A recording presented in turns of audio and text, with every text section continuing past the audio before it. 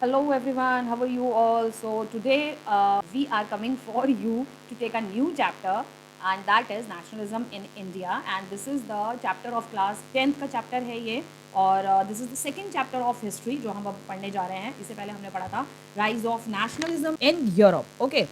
So first of all मैं अपने बारे में आपको बता देती हूँ फिर से. So I am your educator, I am your teacher, you can say anything and I am taking here on this channel of class 6 to 10th basically social study of whole of the social study and you can find out here 6 to 10th related questions of whole of the social study of IAS and UPSC and PCS exams से related आप social study के जितने भी questions IAS और UPSC के लिए जो important है वो आप यहाँ पे फाइंड आउट पूरा का पूरा NCERT का सिलेबस आपको यहाँ पर फाइंड आउट मिल जाएगा. एंड अगर अभी तक भी किसी ने चैनल को सब्सक्राइब नहीं किया है तो प्लीज़ सब्सक्राइब द चैनल क्योंकि यहाँ पर आपको मिलने वाला है class 8 to 10 social study whole all of the chapters of history civics and geography. सारे चैप्टर्स आपको इसके मिलेंगे 8th to 10th and 11th and 12th आपको यहाँ पर मिलेगी ज्योग्राफी एंड हिस्ट्री का होल ऑफ द सिलेबस. तो हम उस सिलेबस को कंटिन्यू कर रहे हैं for the humanities. This is the best channel for you all. So I hope आप लोग प्लीज़ सब्सक्राइब कर दीजिएगा और बेल आइकॉन जो है ज़रूर से प्रेस कर दीजिएगा ताकि जो भी आने वाले लेक्चर्स हैं उनकी अपडेट जो है आपको मिलती रहे. So let's continue with the chapter और हम अब स्टार्ट करने जा रहे हैं अपना second chapter of history that is nationalism in India. तो इससे पहले इन हिस्ट्री आपने पढ़ा था rise of nationalism in Europe यानी कि यूरोप में नेशनलिज्म जो है किस तरीके से स्प्रेड हुआ. तो बेसिकली यूरोप में जो नेशनलिज्म का ये जो फीलिंग आई ना राष्ट्रता की फीलिंग या देशभक्ति की आप फीलिंग कह सकते हो ये बेसिकली आई फ्रेंच रेवोल्यूशन से क्योंकि फ्रेंच रेवोल्यूशन में के दौरान ही फ्रांस के लोगों ने एक मोनार्की के खिलाफ बहुत बड़ा आंदोलन किया जो कि फ्रेंच रेवोल्यूशन के नाम से हिस्ट्री के अंदर वर्ल्ड हिस्ट्री के अंदर जाना जाता है. ठीक है.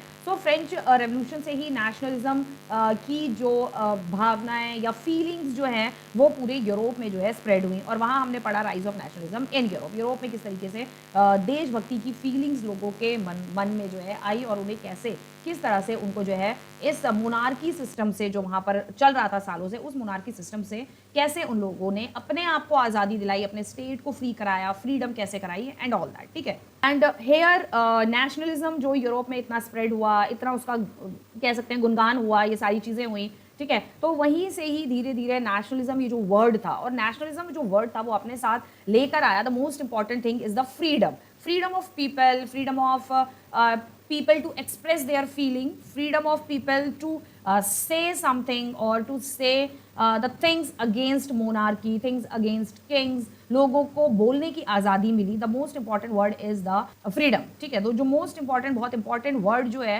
नेशनलिज्म से जो आया उभर के सबके सामने वो सबसे इंपॉर्टेंट वर्ड था आपका फ्रीडम. ठीक है. फ्रीडम के बाद people get to know about equality. Equality क्या होती है. ठीक है. Then fraternity. ये सारे वर्ड्स जो हैं ये राइज ऑफ नेशनलिज्म से ही ये सारे के सारे लोगों के मनों में या लोगों को इन सारे वर्ड्स के बारे में पता चला that what is freedom equality fraternity liberty. ठीक है. लिबर्टी क्या होती है इन सारे वर्ड्स के बारे में people get to know now कि what is all these things. ये सारी चीज़ें क्या होती है हमें अपनी आज़ादी कैसे मिलेगी और ये सारे जो नेशनलिज्म है ये जो वर्ड है नेशनलिज्म ये क्यों इम्पॉर्टेंट है. ठीक है. ये इंपॉर्टेंट क्यों है और freedom equality fraternity liberty means freedom ही होता है. ठीक है. ये फ्रीडम ऑफ स्पीच. ठीक है. स्पीच बोलने की आज़ादी जिसे हम कहते हैं बोलने की आज़ादी जो है मिली. ठीक है. बोलने की आज़ादी लोगों को मिली. सो ये सारी चीज़ें जो है ये लोगों के मनों में ये चीज़ें कैसे आई कहाँ से आई फ्रेंच रेवोल्यूशन से. ठीक है. तो फ्रेंच रेवोल्यूशन से पहले आई धीरे धीरे यूरोप में स्प्रेड हुई और लिबर्टी इक्वालिटी फ्रेटर्निटी बहुत ज़्यादा धीरे धीरे होते होते बहुत ज़्यादा स्प्रेड होने लगा और स्प्रेड होते होते यूरोप में एक ऐसी बाढ़ आई जो बाढ़ लेकर आया rise of nationalism in Europe. वही सेम चीज़ अब हम इंडिया में देखेंगे हिंदुस्तान में देखेंगे कि नेशनलिज्म इन इंडिया किस तरीके से आया. ठीक. नेशनलिज्म वर्ड है जिसको हम इन हिंदी बोलते हैं देशभक्ति. ठीक है. देशभक्ति की भावना भी हम कह सकते हैं. ठीक है. या प्रॉपर नेशनलिज्म का जो मीनिंग है वो है राष्ट्रवाद. ठीक है. सो ये जो राष्ट्रवाद जो ये मीनिंग है ये जो देशभक्ति है नेशनलिज्म मीन्स राष्ट्रवाद यानी कि देशभक्ति. अगर हम सिंपल वर्ड में इसे कहना चाहें तो देशभक्ति. तो ये देशभक्ति की भावनाएं. ठीक है. भावनाएं किस तरीके से ये इंडिया में आई इंडिया में कैसे लोगों को जो है किस तरीके से लोगों को नेशनलिज्म का मीनिंग पता चला, लोगों को कैसे देशभक्ति के बारे में पता चला। तो देशभक्ति के बारे में कैसे पता चला, देशभक्ति के बारे में जो राइज ऑफ नेशनलिज्म, जो यूरोप में जो इतना नेशनलिज्म फैला हुआ था, उसी से ही इंडिया के लोगों को भी नेशनलिज्म के बारे में पता चला। ठीक है, पहले तो ये था भाई इंडिया में कॉलोनियल रूल था, चल रहा था, और कॉलोनियल रूल जो है वो सिर्फ ब्रिटिशर्स का ही नहीं था। ठीक है, ब्रिटिशर्स से पहले मतलब many of the teachers I have seen कि बोलते हैं कॉलोनियल रूल जो है ब्रिटिशर्स ने कॉलोनियल रूल बनाया। हाँ, ब्रिटिशर्स ने कॉलोनियल रूल बनाया, लेकिन अगर हम पर्टिकुलरली इंडिया की बात करें, ब्रिटिशर्स ने कॉलोनीज डिफरेंट डिफरेंट कॉन्टिनेंट्स में बनाई, डिफरेंट डिफरेंट कंट्रीज में बनाई, लेकिन अगर हम पर्टिकुलरली इंडिया की बात करें तो इंडिया पहले, इंडिया या हिंदुस्तान कह लीजिए, ब्रिटिशर्स से पहले भी वो गुलाम था। ब्रिटिशर्स से पहले वो मुगल्स का गुलाम था। ठीक है, मुगलों ने हिंदुस्तान पे कब्जा कर रखा था, मुगलों ने हिंदुस्तान पे, उनके लिए भी हम कह सकते हैं कॉलोनीज बनाई। मुगलों ने कोई हिंदुस्तान पे ही थोड़ी ना कब्जा किया हुआ था। पाकिस्तान एट दैट टाइम कोई बाउंड्रीज तो थी नहीं, इंडिया की कोई इंटरनेशनल बाउंड्रीज नहीं हुआ करती थी। तो पाकिस्तान हो गया, म्यांमार हो गया, बांग्लादेश हो गया, इंडिया के पूरे सब कॉन्टिनेंट जितनी आसपास की, श्रीलंका वगैरह, ये सारी प्लेसेस हो गई। मुगल्स ने वहीं नहीं, उसके बाद भी यानी एशियन कंट्रीज में और जगह पर भी मुगल्स ने का कब्जा था। तो कॉलोनीज तो मुगल्स ने भी बनाई है, सिर्फ ब्रिटिशर्स ने ही कॉलोनीज नहीं बना के छोड़ दी है। ठीक है, मुगल्स ने भी अपनी अपनी कॉलोनीज, अलग अलग कंट्रीज, अलग अलग देशों में जाके उन्होंने चढ़ाई करी है। ठीक है, वहां पर भी मुगल्स ने अपनी अपनी कॉलोनीज बनाई हुई है। Okay, so it's not thing कि सिर्फ ब्रिटिशर्स का ही कॉलोनियल रूल था, बस इतना था कि ब्रिटिशर्स ने और मुगलों से और ज़्यादा कॉन्टिनेंट्स में और ज़्यादा कंट्रीज में उन्होंने अपनी कॉलोनीज बनाई, अपना कब्जा और ज़्यादा किया था। तो ऐसा नहीं है कि मुगल्स ने नहीं किया था, मुगल्स ने भी किया था। तो इंडिया जो था, इंडिया तो पहले से ही बहुत सारे जो बाहर के जो इन्वेडर्स थे, ठीक है, बहुत सारे इन्वेडर्स के कब्जे में था। ठीक है, अरब्स आए जो कि मुगल्स के बाद में उन्होंने मुगल्स का जो है मंगोलिया से जो आए थे ये लोग, ठीक है, मंगोलिया से आए थे, later to be called as Mughal, later इनको जो है मुगल्स कहा गया। अगर आप 6 और 7 की, अगर आपने 7th की, स्पेशली 7th की सोशल्स पढ़ी है तो आपको उसमें पता होगा, आपने अगर स्टडी किया होगा तो अरब से आए आपके ये मोहम्मद गजनी और मोहम्मद गौरी, ये सारे लोग आए, इन्होंने इंडिया पे अटैक किया, इंडिया को लूटा एंड ऑल दैट। उसके बाद ये अरेबियंस थे, तुर्क के जो राजा थे वो सारे आए, तुर्क्स के लोग आए। तुर्क्स कहाँ से आए? ऑब्वियसली टर्की से। ठीक है, इंडिया अगर आ रहे हैं तो इन्वेड करने आ रहे हैं, तो इन्वेडर्स, ठीक है, इन्वेडर्स यानी कि कॉन्कर करने, आप ये कह सकते हो, कॉन्कर करने इंडिया आए। ठीक है, दिल्ली सल्तनत थी इंडिया में। अगर आपने 7th की हिस्ट्री पढ़ी हो है तो ऑब्वियसली 7th की हिस्ट्री आपने पढ़ी है, लेकिन आपको याद नहीं है। दिल्ली सल्तनत बनाई, दिल्ली में कुछ अदर किंग्स थे, उन्होंने अपनी सल्तनत बनाई। तो India to be called India, बहुत पहले से ही कई बाहर के जो इन्वेडर्स थे, जितने भी बहुत सारे बाहर के इन्वेडर्स थे, उनके कब्जे में इंडिया बहुत टाइम से रहा, सालों से रहा। ये नहीं है कि ब्रिटिश, कुछ लोगों को ब्रिटिशर से बड़ी प्रॉब्लम रहती है ना, तो वो स्पेशली ब्रिटिशर्स पर ज़्यादा फोकस करते हैं। आई हैव सीन बहुत सारे टीचर्स को ब्रिटिशर्स से बड़ी प्रॉब्लम रहती है, तो स्पेशली उनका फोकस ब्रिटिशर्स पे ही रहता है। ठीक है, कि ब्रिटिशर्स ने यही किया, वो किया, इतना अगर प्रॉब्लम रहती है तो भाई ब्रिटिशर्स की बनाई हुई सारी चीज़ें आप क्यों यूज़ कर रहे हो? सबसे ज़्यादा तो वेस्टर्न कल्चर जो हिंदू पीपल्स है हमारे, उन्होंने अपनाया हुआ है, तो हिंदू पीपल्स को तो वेस्टर्न कल्चर वैसे भी बिल्कुल नहीं अपनाना चाहिए। ब्रिटिशर्स की एक भी चीज़ आप यूज़ मत करो, आप अपने इंडियन कल्चर को प्रमोट करो ना। ठीक है, क्या रहनी। तो फर्स्ट टॉपिक हमारा स्टार्ट होता है द फर्स्ट वर्ल्ड वॉर, खिलाफत and the non cooperation movement, यानी कि फर्स्ट वर्ल्ड वॉर हम देखेंगे और साथ साथ में हम खिलाफत और नॉन कॉपरेशन मूवमेंट के बारे में भी स्टडी करेंगे। फर्स्ट वर्ल्ड वॉर में हम ये स्टडी करेंगे फर्स्ट वर्ल्ड वॉर का इफेक्ट जो है वो क्या हुआ, आपका इंडिया पे क्या इफेक्ट हुआ, यूरोप पे क्या इफेक्ट हुआ, डिफरेंट प्लेसेस पे, कंट्रीज पे। तो थोड़ा सा हम इसका हाईलाइट देखेंगे, इंडिया पे इसका क्या इफेक्ट हुआ। ठीक है, तो फर्स्ट वर्ल्ड वॉर 1914 में स्टार्ट हुआ था, 1917 तक चला था, 17 एंड 18 अप्रॉक्सीमेटली 17 तक चला। ठीक है, created a new economic and the political situation world wide. First world war के बाद जो है ऑल ओवर मैक्सिमम सभी कंट्रीज में जो है ना पॉलिटिकल, ठीक है, और इकोनॉमिक सिचुएशन जो थी वो बहुत ज़्यादा, जिसे कहते हैं, बदल चुकी थी। ठीक है, बहुत ज़्यादा चेंजेस आ गए थे पॉलिटिकल और इकोनॉमिक आपकी सिचुएशंस में। ठीक है, बहुत चेंजेस आ गए थे वर्ल्ड वाइड, इसलिए यहाँ पर लिखा हुआ है world wide. India faced various problem during the war period. अब इसी वॉर पीरियड में ये पिक्चर हमने यहाँ पर डाली हुई है। ठीक है, कुछ मूवमेंट्स यहाँ पर लोगों के यहाँ पर दिखाए गए हैं यहाँ पे। ठीक है, तो इस जो ये आपकी फर्स्ट वर्ल्ड वॉर चली, इस फर्स्ट वर्ल्ड वॉर में इंडिया ने जो है बहुत ज़्यादा प्रॉब्लम्स जो है फेस करी। और प्रॉब्लम एक चीज़ को लेके प्रॉब्लम नहीं थी, प्रॉब्लम पॉलिटिकल इकोनॉमिक तो थी पॉलिटिकल और इकोनॉमिक अगर आप देखा जाए तो वो तो पूरा का पूरा ब्रिटिशर्स के हाथ में था। ठीक है, लेकिन इसके अलावा जो है लोगों ने, जो पीपल ऑफ इंडिया थे, पीपल्स जो थे, उन्होंने बहुत कुछ झेला। ठीक है, पॉवर्टी, जो मोस्ट इंपॉर्टेंट, ठीक है, वो था आपका सबसे बड़ी बात जो थी वो थी पॉवर्टी। पॉवर्टी इंडिया में फर्स्ट वर्ल्ड वॉर के बाद और ज़्यादा बढ़ती चली गई। पॉवर्टी बहुत झेली इंडिया ने इन सब चीज़ों के वजह से, ठीक है। ब्रिटिशर्स बिना मतलब रीज़न के, क्योंकि ब्रिटिशर्स ने इंडिया में कॉलोनी बनाई हुई थी, ब्रिटिशर्स ने इंडिया पे कब्जा किया हुआ था प्रॉपर तरीके से, तो ब्रिटिशर्स जो थे उन्होंने हमारी मतलब जो आर्मी के मतलब उस समय कोई इंडियन आर्मी तो नहीं थी, उस समय थी ब्रिटिश इंडियन आर्मी। इंडिया को कब्जा किया हुआ था, ब्रिटिशर्स ने कब्जा किया हुआ था, तो ब्रिटिशर्स ने अपनी आर्मी बनाई थी। ब्रिटिशर्स ने अपनी यूरोपियन फौज जो थी इंडिया में बुलाई थी, और उसमें उस यूरोपियन फौज में ब्रिटिशर्स ने इंडियन लोगों को भी भर्ती किया हुआ था, ठीक है। इंडियन लोगों को भर्ती करने का उनका मेन एक रीजन ये था कि इंडिया में अगर किसी भी तरीके के दंगे होते हैं, कुछ भी होता है, अगर इंडियन लोग ब्रिटिशर्स के खिलाफ कुछ भी करते हैं, तो वहाँ इंडियन मतलब फौज को ही, इंडियन जो लोग थे जो ब्रिटिश आर्मी में जो ब्रिटिशर्स भर्ती करते थे, तो इंडियन लोगों को ही भेज देते थे वो लोग, ठीक है, कि आप जाके इनको कंट्रोल करो। मिक्स फौज थी काइंड ऑफ, आप ये कह सकते हो, क्योंकि 1857 के रिवोल्ट में जो मंगल पांडे ने 8th में आपने पढ़ा, तो मंगल पांडे ने जो रिवोल्ट किया था, तो उस समय ब्रिटिश जो आर्मी थी जो इंडिया में थी उसमें इंडियंस भी थे और यूरोपियन सोल्जर्स थे, ठीक है। वर्ल्ड वॉर जो थी, फर्स्ट वर्ल्ड वॉर में, यहाँ पर ब्रिटिश इंडियन आर्मी या ब्रिटिश इंडियन आर्मी बेसिकली वो इंडियन अपने यूरोपियन सोल्जर्स को नहीं भेजती थी, वो तो ब्रिटेन की तरफ से लड़ रहे थे फर्स्ट वर्ल्ड वॉर में, यहाँ से इंडियन सोल्जर्स को भर्ती कर करके वो वहाँ भेजती थी। तो ये एक प्रॉब्लम ये थी यहाँ पर इंडिया में हो रही थी। पॉवर्टी फर्स्ट वर्ल्ड वॉर से ही शुरू हो गई और उसके बाद तक रही, ठीक है। नेक्स्ट चलते हैं, the new economic and political situation. अब नई इकोनॉमिक पॉलिटिकल सिचुएशन क्या हुई, ठीक है, वो हम देखेंगे ना। फर्स्ट इज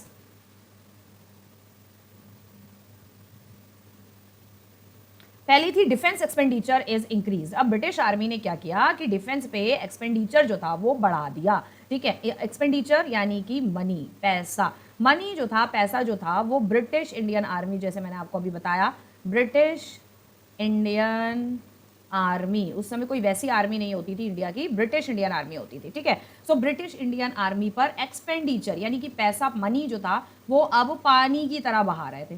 कौन? ब्रिटिशर्स, ठीक है। एक्सपेंडिचर बढ़ा दिया क्योंकि फर्स्ट वर्ल्ड वॉर चल रहा है, ठीक है, तो सोल्जर्स की जरूरत है, इन सारी चीजों की जरूरत है, तो वो इस वजह से पानी की तरह उस पर जो है पैसा बहाने में लगे हुए थे, ठीक है ना। नेक्स्ट हम देखते हैं custom duties increase. Custom duties जो है इंक्रीज कर दी गई थी। तो कस्टम ड्यूटी जो इंक्रीज करी थी, मतलब बाहर से अगर कोई भी सामान जो आएगा इंडिया में आएगा, कि इंडिया कहने को उनकी कंट्री नहीं है, जब इंडिया उनकी कंट्री नहीं है तो मतलब नहीं बनता, लेकिन जो भी सामान अगर इंडिया आएगा तो उस पर जो है कस्टम ड्यूटी यानी कि बाहर का जो वो टैक्स लगता है, ठीक है, वो टैक्स जो है इन्होंने बढ़ा दिया, इंक्रीज कर दिया। इंट्रोडक्शन ऑफ इनकम टैक्स, अब नया एक और चीज इन्होंने एनरोल्ड कर दी, इनकम टैक्स, ठीक है, एक नया टैक्स लगा दिया। और ये इनकम टैक्स आज तक हमारा देश आज़ाद हुए 75 साल हो गए, लेकिन आज तक जो है हमारे देश में ये इनकम टैक्स का सिस्टम जो है ये आज भी चालू है, ठीक है। आज भी हमारे कंट्री में जो है इनकम टैक्स, इसको चेंज नहीं किया गया। इनकम टैक्स के नाम से ही ब्रिटिशर्स ने इसको लगाया था और ये इंट्रोड्यूस किया था। आप देखो यहाँ पर लिखा है इंट्रोडक्शन ऑफ इनकम टैक्स। आज भी ये इनकम टैक्स, ब्रिटिशर्स का बनाया हुआ इनकम टैक्स आज भी फॉलो हो रहा है। इसलिए मैंने बार बार आपको कहा है, बार बार ये चीज़ बोली है मैंने आपको, कि हमारे इंडियन कॉन्स्टिट्यूशन में जो हम कॉन्स्टिट्यूशन फॉलो करते हैं वो सारा का सारा कॉन्स्टिट्यूशन ब्रिटिश कॉन्स्टिट्यूशन है, ठीक है। हम ब्रिटिश कॉन्स्टिट्यूशन को फॉलो कर रहे हैं, ठीक है ना। बहुत सारी चीज़ें हैं जो ब्रिटिश कॉन्स्टिट्यूशन है उसमें, ठीक है। Force recruitment in the army, जैसे मैंने आपको बताया ना, जबरदस्ती भर्ती कर रहे थे, तो अपनी ब्रिटिश इंडियन आर्मी में वो लोग फोर्सली जो है वो आर्मी को, मतलब सॉरी, सोल्जर्स को जो है वो लोग जबरदस्ती सोल्जर्स को भर्ती कर रहे थे, इंडियन पीपल्स को, ठीक है। जो इंडियन सोल्जर्स तो वो बाद में बनेंगे, इंडियन पीपल को वो लोग जबरदस्ती भर्ती कर रहे थे, सोल्जर बना के भेज रहे थे। क्यों? क्योंकि फर्स्ट वर्ल्ड वॉर जो लड़नी थी ब्रिटेन को, ठीक है। Prices of the food grain double between 1913 से 1918 तक। ये सारी इकोनॉमिक सिचुएशंस हैं, ये सारी प्रॉब्लम्स हैं। सो प्राइसेस ऑफ फूड ग्रेन 1913 से आपके 1918 तक जो है फूड ग्रेन के प्राइसेस बढ़े रहे। 1914 में आपका फर्स्ट वर्ल्ड स्टार्ट हुआ, ठीक है, तो उससे एक साल पहले ही फूड ग्रेन्स के जो प्राइसेस थे वो जो है बढ़ा दिए गए या बढ़ गए, व्हाटएवर यू कैन से, ठीक है। मे बी ये बढ़ाए गए हों, ठीक है। ब्रिटिशर्स जो है हर चीज़ में अपना प्रॉफिट ज़्यादा वो देखते थे, ठीक है, तो ये प्राइसेस फूड ग्रेन के बढ़ गए। नेक्स्ट था हमारा 1918 से 19 तक, 1920 से 21 तक crop failed in many parts of India. साथ ही साथ इस बीच में, मतलब वर्ल्ड वॉर खत्म होने के बाद जो भी जो उसके इम्पैक्ट पड़े, वर्ल्ड वॉर खत्म होने के जो इम्पैक्ट पड़े, मतलब वर्ल्ड वॉर स्टार्ट हुई वहाँ से भी ये सारी चीज़ें होती गई, ये सारे इम्पैक्ट पड़ रहे थे, और ख़त्म होने के बाद भी 18 तक, 17 या 18 तक चली वर्ल्ड वॉर फर्स्ट, ठीक है। और आफ्टर दैट उसके बाद जो है हमारी क्रॉप इंडिया में जगह जगह डिफरेंट पार्ट्स ऑफ इंडिया में क्रॉप जो है वो फेल होने लगी, ठीक है, क्योंकि क्रॉप पे इतना ज़्यादा ध्यान नहीं दिया जा रहा था, प्रोडक्शन पे इतना ध्यान नहीं दिया जा रहा था। ब्रिटेन का जो ध्यान था, पूरी तरह ब्रिटेन का ध्यान था कहाँ? फर्स्ट वर्ल्ड वॉर पे, ठीक है, क्यों? क्योंकि उसे फर्स्ट वर्ल्ड वॉर जो है वो जीतनी थी, ठीक है, ब्रिटेन को जीतनी थी फर्स्ट वर्ल्ड वॉर, इसलिए ज़्यादा उसका ध्यान इसी पे था। उसने किसी भी चीज़ पे इतना इंडिया के कामों पर इतना उसने जो है कोई फोकस नहीं किया, ठीक है। नेक्स्ट है acute shortage of food. Obviously सी बात है, जब क्रॉप फेल हो जाएगी तो फूड की शॉर्टेज तो होगी ही होगी, ठीक है। क्रॉप फेल हो गई है तो भाई फूड की शॉर्टेज तो होनी ही है।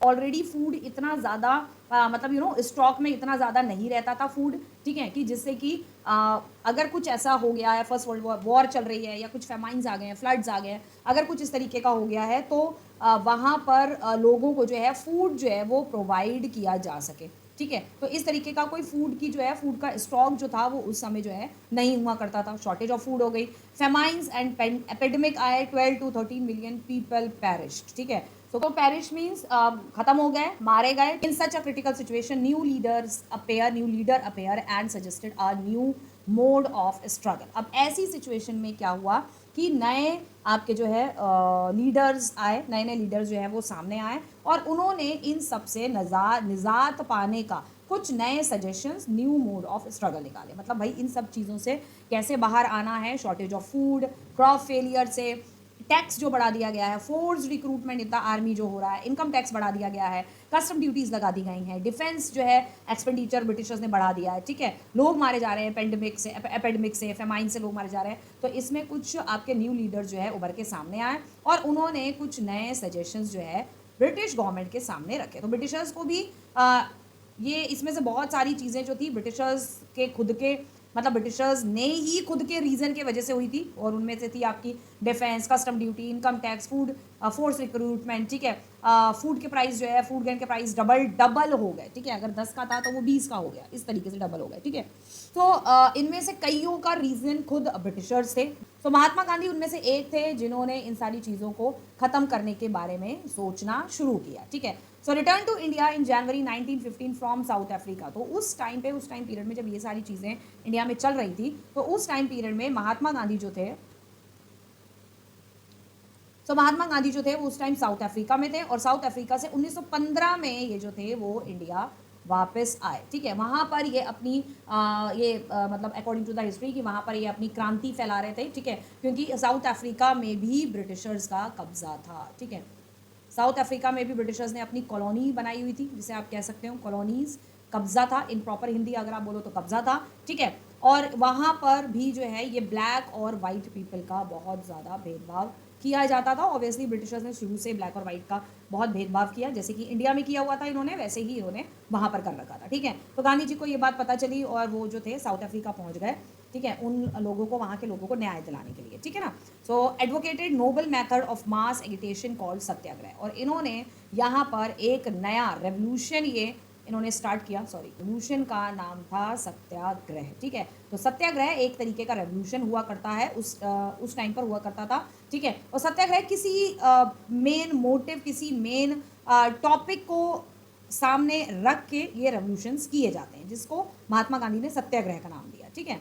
आपका the idea of a satyagraha emphasizes the power of truth and the need to search for truth, ठीक है। तो सत्याग्रह जो आंदोलन था, सत्याग्रह बेसिकली इस चीज़ पे डिपेंड हुआ कि emphasizes the power of truth, सच्चाई की क्या ताकत है, the need to search for truth, यानी कि सच्चाई को ढूंढने के लिए गांधी ने जो है काम करने की सोची कि भाई जो है हमें सच्चाई से अपना काम करना है। सो ब्रिटिशर्स को हमें ये सच्चाई दिखानी है। That physical force was not necessary to fight the oppressor, ठीक है। तो उनका ये कहना था कि फिजिकल फोर्स जो है वो ज़रूरी नहीं है अगर आपको अपने दुश्मन को भगाना है, लेकिन इन माई आइडिया ये ज़रूरी है, ठीक है। और आज के टाइम पे अगर हम बात करें, अगर हम आज के टाइम पे बात करेंगे तो फिजिकल फोर्स जब तक नहीं होता है तब तक इंसान जो है कितना भी कोई कैसा भी इंसान हो वो नहीं मानता। जैसे कि आपने कहावत सुनी होगी कि लातों के भूत बातों से नहीं मानते, ठीक है। तो जो हमारे वायलेंस वाले जो लीडर्स थे, ठीक है, अब यहाँ पर आगे क्या होता है कि हमारे लीडर्स जो है ना, वो लीडर्स हमारे दो पार्ट्स में डिवाइड हो जाते हैं। एक होता है जो नॉन वायलेंस का सपोर्ट कर रहे थे, ठीक है, जैसे कि गांधी जी। दूसरे थे जो वायलेंस के साथ जो है वो ब्रिटिशर्स को यहाँ से भगाना चाहते थे। तो हम यहाँ ये नहीं कह सकते हैं कि सिर्फ नॉन वायलेंस वाले लीडर्स के वजह से ब्रिटिशर्स यहाँ से गए या सिर्फ वायलेंस वाले लीडर्स के काम के वजह से ब्रिटिशर्स यहाँ से गए, नहीं, दोनों ने मिलकर काम किया, नॉन वायलेंस वाले लीडर्स ने भी, वायलेंस वाले लीडर्स ने भी। और वायलेंस भी कहीं कहीं पर दिखाना ज़रूरी होता है, सिर्फ बातों से ही काम नहीं चलता है, ठीक है। तो उस टाइम पर यहाँ पर यही कहावत जो है सबसे बढ़िया बैठती है कि लातों के भूत बातों से नहीं मानते, और ब्रिटिशर्स जो थे वो उनमें से एक थे। ये फैक्ट है कि ज़्यादा वो जो है यहाँ से भागे हैं वो वायलेंस के वजह से, ठीक है। जब लड़ाई झगड़ा इतना मच गया, क्योंकि हमारे जो वायलेंस वाले जो लीडर्स थे ना, वायलेंस वाले जो हमारे फ्रीडम फाइटर्स थे, उन्होंने क्या किया, एक एक ब्रिटिशर्स ऑफिसर को जब पकड़ के उन्हें धुई करके मारना शुरू किया। मारने के साथ साथ उन्होंने जान से मारना शुरू कर दिया। तब जान से मारना शुरू कर दिया, इवन जो उधम सिंह थे वो इसके जलियांवाला बाग मैसेकर का बदला लेने के लिए, उधम सिंह जो था वो जनरल डायर को नहीं, जलियांवाला बाग का ही शायद बदला लेने के लिए वो उसको मारने पहुंचा था सीधा लंदन, ठीक है, लंदन तक मतलब उसको मारने गया था, वो आप सोच सकते हो।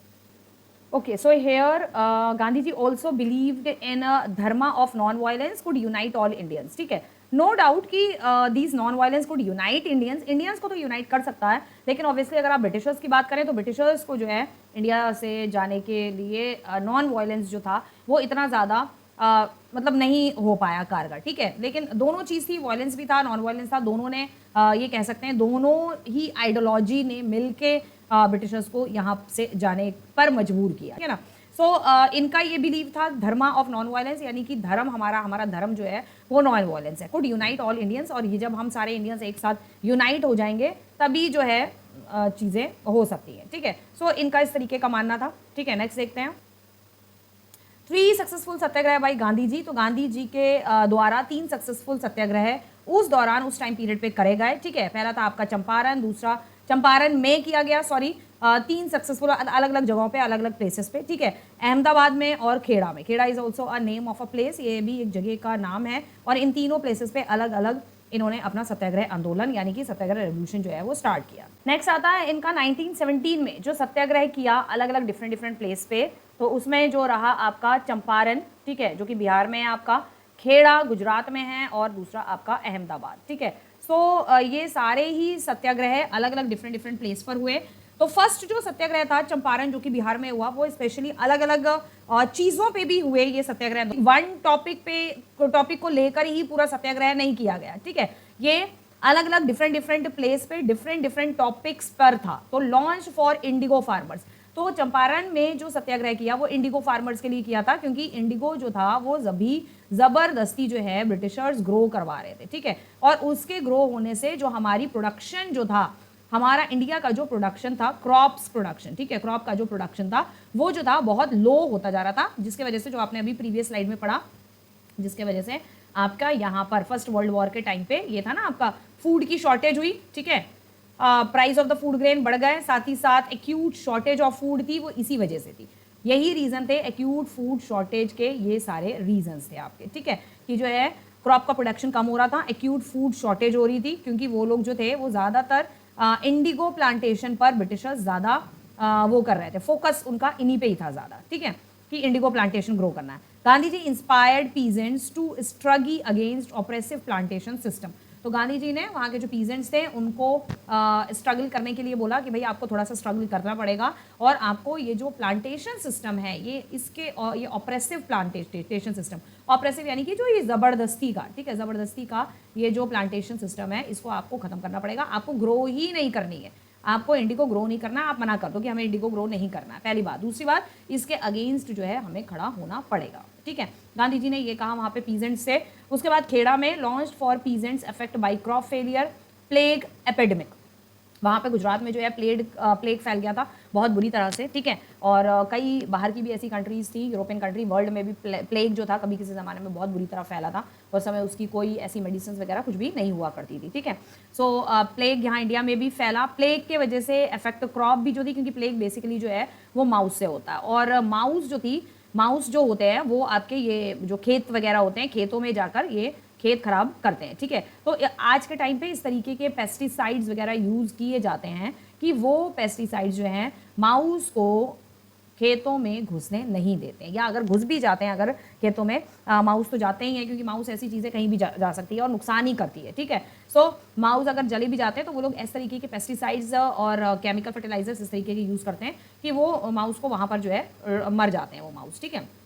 इस वजह से इस वजह से ये सारी क्रॉप जो थी वो अफेक्ट हो रही थी, ठीक है, क्रॉप फेलियर हो रहा था। Launch for peasant affected crop, तो इन्होंने पीजेंट जो क्रॉप जो थी जो अफेक्ट हो रही थी उसके लिए इन्होंने पीजेंट्स को कहा कि भाई जो है हमें यहाँ पर ये सत्याग्रह लॉन्च करना पड़ेगा, ठीक है। So due to this they were unable to pay revenue, और जिसके वजह से जो पीजेंट्स थे वो ब्रिटिशर्स को जो थे वो ब्रिटिशर्स को रेवेन्यू, यानी कि रेवेन्यू टू बी, भाई वो जो टैक्स लगाते थे ब्रिटिशर्स उसे ही रेवेन्यू कहा जाता था, वो टैक्स ही होता था, रेवेन्यू नहीं दे पाते थे, and were demanding relaxation in revenue collection. और साथ ही साथ क्योंकि गांधी जी ने इनको आइडिया दिया तो इन्होंने उस आइडिया पर अमल किया और इन्होंने कहा, पीजेंट्स ने ब्रिटिशर से कहा कि भाई हमारी ये डिमांड है कि आप हमें रेवेन्यू कलेक्शन में जो हम टैक्स देते हैं उसमें आप हमें रिलैक्सेशन दीजिए, क्योंकि मतलब जब हमारा क्रॉप प्रोडक्शन ही सही नहीं हो रहा, ब्रिटिशर्स की क्या नीति थी, अलग अलग आपने 8th में पढ़ी होगी, ryotwari system, permanent system, Mahalwari system, इसके अकॉर्डिंग इन्होंने टैक्स जो है यहाँ लेना शुरू कर दिया था, ठीक है। और टैक्स लेने के वजह से जो है फार्मर्स थे, पीजेंट्स थे, उनकी हालत जो थी वो दिन ब दिन बद से बदतर होती जा रही थी टैक्स के वजह से, क्योंकि मतलब ये महालवाड़ी परमानेंट सिस्टम ये क्या था, क्योंकि ब्रिटिशर्स का सिस्टम क्या था, ब्रिटिशर्स का ये सिस्टम था क्रॉप चाहे आपकी फेल हो रही हो या कुछ हो रही हो, मतलब उन्होंने अगर 50% या 60% या 70% जितना भी अगर टैक्स इन्होंने डिसाइड कर दिया है तो वो टैक्स जो है वो देना पड़ेगा किसी भी कीमत पे। टैक्स जो अहमदाबाद में स्टार्ट किया इन्होंने सत्याग्रह गांधी जी ने, वो क्या था, launch for cotton mill workers, वो था आपका कॉटन मिल वर्कर्स के लिए, ठीक है, क्योंकि वहां पर भी इनको जबरदस्ती कॉटन ग्रो करने के लिए बोला जा रहा था। For launch for a cotton mill workers wanted to raise in the wages to meet their expenses after prices of the essential commodity rose. तो कॉटन का एक्चुअली ऐसा था कि कॉटन के जो प्राइजेस थे वो बाकी अदर यूरोपियन कंट्रीज में जो थे वो कॉटन के प्राइजेस बढ़ रहे थे, ठीक है, लेकिन ब्रिटिशर्स जो थे वो इनके वेजेस जो थे वो नहीं बढ़ा रहे थे, ठीक है, और वेजेस नहीं बढ़ाने के वजह से इनको इस चीज़ में प्रॉब्लम हो रही थी। तो इसलिए ये चाहते थे कि भाई आफ्टर प्राइजेस ऑफ एसेंशियल, सारी एसेंशियल कमोडिटी के प्राइजेस बढ़ने के बाद हमारे भी वेजेस जो है टू मीट देयर एक्सपेंसेस, हमारे भी वेजेस भी जो है वो हमारे भी बढ़ाए जाए, ताकि हमारी जो डेली ज़रूरतों की जो चीज़ें हैं हम अपने एक्सपेंसेस उतना खर्चा जो है, हमारे जो खर्चे हैं वो जो है हम उठा सकें, ठीक है। अब क्या हुआ ना, अब इन सब के चलते ब्रिटिशर्स ने क्या किया, एक नया एक्ट इन्होंने यहाँ पे लागू कर दिया, और वो एक्ट का नाम था the Rowlatt act. Act pass through the imperial legislative council in 1919। Imperial मतलब साम्राज्यवाद, क्योंकि ब्रिटिशर्स जो थे यहाँ पे कब्जा करके रह रहे थे, ठीक। सो ब्रिटिशर्स ने अब यहाँ पर एक नया लॉ लेकर आए, ठीक है, इन सारी सत्याग्रह आंदोलन वगैरह हो रहा था तो इन सारी चीज़ों को खत्म करने के लिए एक नया लॉ लेकर आए, and that law is to be called as the Rowlatt act. Act pass through the imperial legislative council 1919, यानी कि इंपीरियल यानी कि जो साम्राज्यवाद कौन बना के बैठा हुआ था, ब्रिटिशर्स, ठीक है। तो इन्हीं की लेजिस्लेटिव काउंसिल थी जिसने 1919 में जो है आपका ये लेजिस्लेटिव काउंसिल जो थी उन्होंने ये एक्ट जो है रॉलेट एक्ट पास किया, ठीक है। Now it was opposed by Indian members because of the following reason. लेकिन इंडियन जो मेंबर्स कह लो, इंडियन मेंबर्स इसमें थे, ठीक है, या आप इंडियन लीडर्स कह लीजिए, ठीक है, इंडियन लीडर्स थे इसमें, तो इंडियन लीडर्स ने इस रॉलेट एक्ट को जो है वो किया अपोज यानी कि इसके अगेंस्ट जो थे वो लोग खड़े हो गए, ठीक है, कि भाई ये चीज़ें नहीं होनी चाहिए, ये रॉलेट एक्ट एक गलत चीज़ है। इसके अगेंस्ट जो थे वो इंडियंस खड़े हो गए, और इसके अगेंस्ट खड़े होने का रीज़न क्या था, जो इंडियन जो हमारे मेंबर्स थे, लीडर्स थे जो इसके अगेंस्ट खड़े हुए, this act gave the government enormous power to repress political activity. यानी कि अब हमारे जो इंडियन लीडर्स हैं वो ब्रिटिशर्स के अगेंस्ट जो है किसी भी तरीके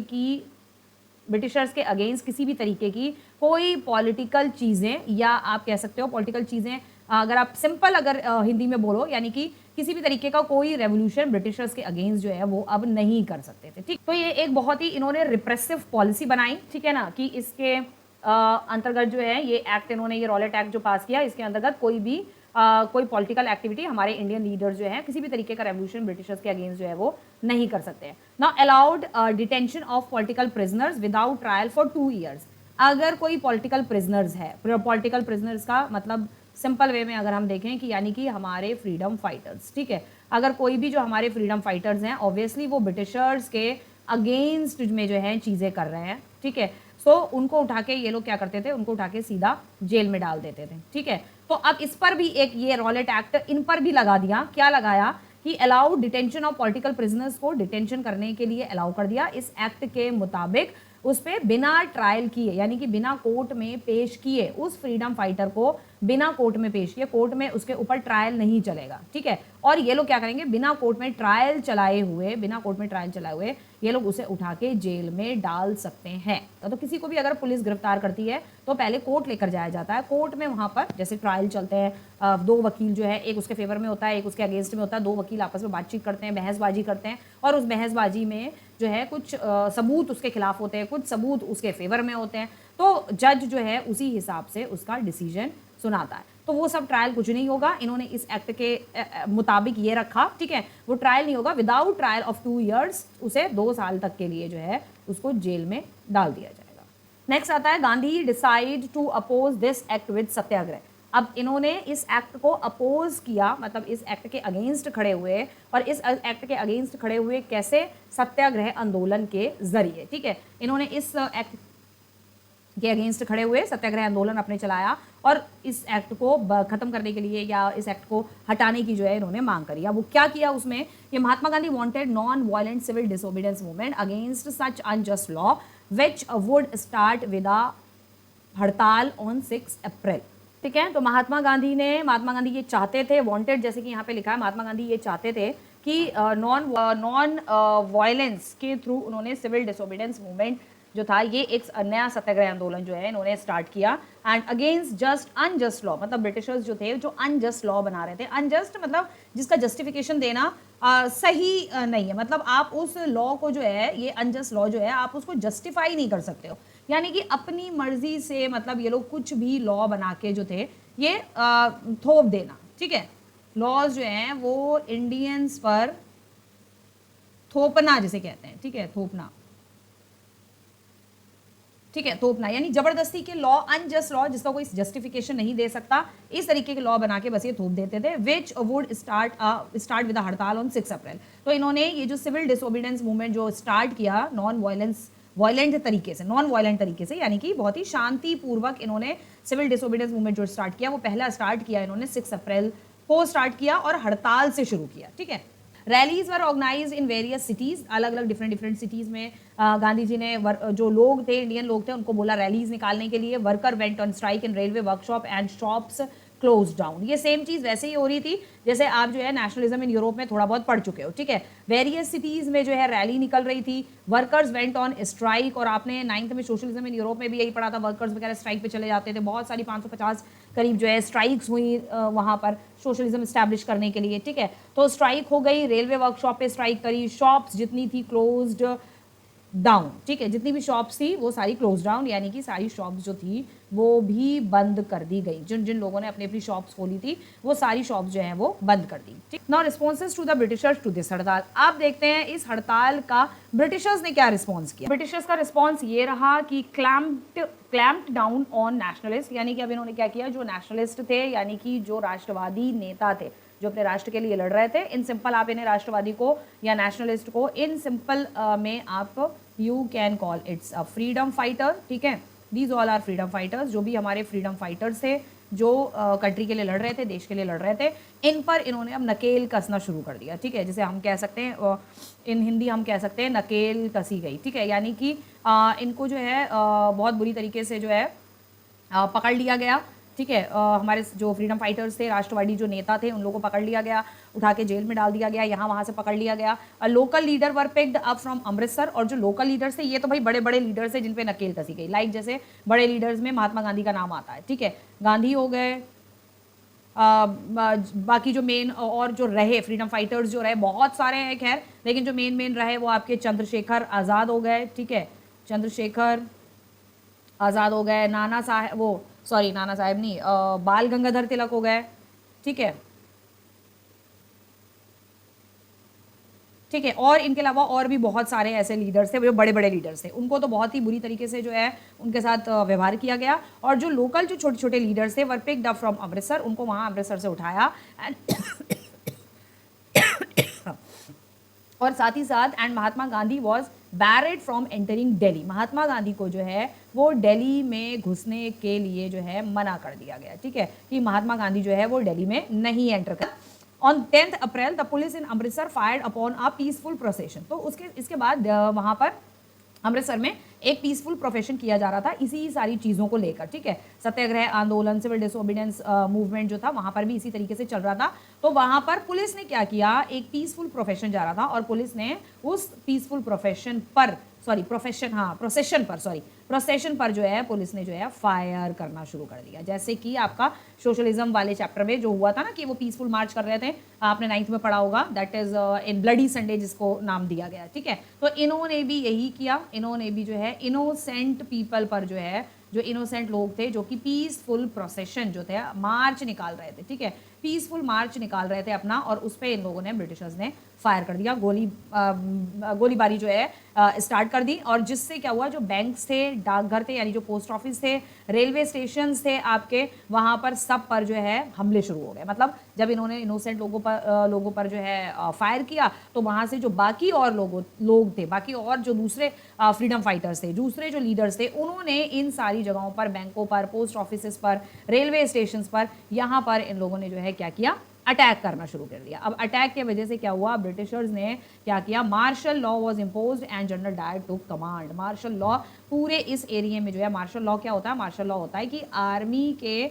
अंडर में पूरा एरिया जो है, ठीक है, पूरा एरिया आर्मी के अंडर में दे देना, या ऐसा भी होता है कई बार समटाइम्स कंट्री में मार्शल लॉ लगा दिया जाता है। कंट्री में मार्शल लॉ का मतलब होता है, मार्शल लॉ स्पेशली उसे कहा जाता है जब सारी पूरी देश की कमान, रीजन की, किसी एरिया की या किसी रीजन की पूरी कमांड जिसे कहते हैं, यानी कि पूरी कमांड, इंग्लिश में हम कमांड भी कह सकते हैं, पूरी कमांड जो है वो आर्मी को दे दी जाए, ठीक है। पर भी लिखा है जनरल डायर टुक कमांड, पूरी कमांड आर्मी को दे दी जाती है, आर्मी जो है सारी चीज़ों को जो है हैंडल करती है, ठीक है।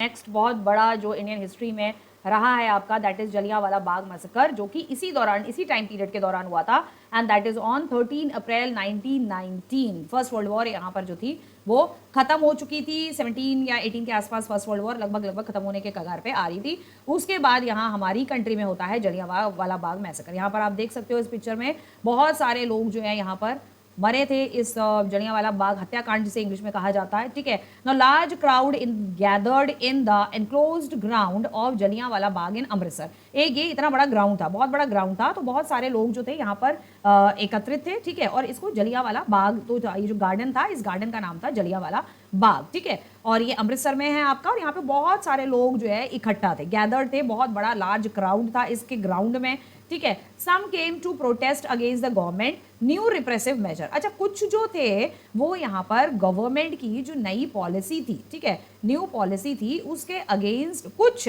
उसके अगेंस्ट जो थे वो मेजर्स ढूंढने के लिए आए थे, ठीक है, केम टू प्रोटेस्ट, ठीक है, मेजर्स ढूंढ रहे थे, और साथ ही साथ उनके अगेंस्ट, पॉलिसी के अगेंस्ट प्रोटेस्ट करने भी आए थे, और इसका क्या सोल्यूशन हो सकता है, क्या मेजर्स हो सकते हैं, ये भी वो ढूंढना चाहते थे। तो वो लोग यहाँ पर सब एकत्रित थे, बैठ के बातचीत कर रहे थे, ठीक है, और प्रोटेस्ट भी कर रहे थे गवर्नमेंट की कुछ पॉलिसीज के लिए। While some came to attend the annual Baisakhi fair. तो यहाँ पर एक्चुअली होता क्या था, बहुत बड़ा बैसाखी का मेला लगता था, ठीक है, बहुत बड़ा बैसाखी का मेला लगता था शुरू से ही यहाँ पर, ठीक है। तो उस बैसाखी के मेले को कई लोग ऐसे थे, some came here to attend that mela, ठीक है। तो कई ऐसे आए थे जो कि बैसाखी का, ये एनुअल मेला साल में एक बार लगता था, ठीक है, 1 ईयर में एक बार इस बैसाखी मेले को अटेंड करने आए थे।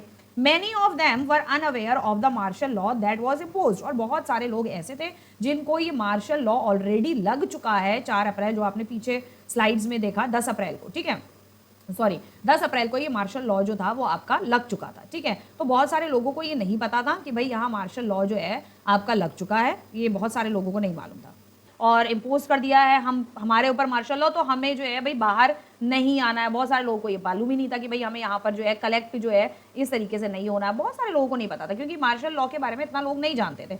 डायर ने क्या किया, डायर एंटर द एरिया, और डायर अपने आर्मी के बाकी जवानों के साथ, सोल्जर्स के साथ, इसका एक ही गेट था जहां से एंट्री होती थी, ठीक है, वहां पर एंट्री वाली जो गेट पे, वहां पर वो एंटर हुआ सोल्जर्स के साथ। ब्लॉक द एग्जिट पॉइंट, एक गेट था एंटर करने के लिए और एक गेट था बाहर जाने के लिए। तो जो एग्जिट पॉइंट था, जो बाहर जाने वाला जो पॉइंट था, वो उसने जो है बंद करवा दिया, मतलब कमीनेपन की जो हद जो है वो पार कर रखी थी यहाँ पर, ठीक है।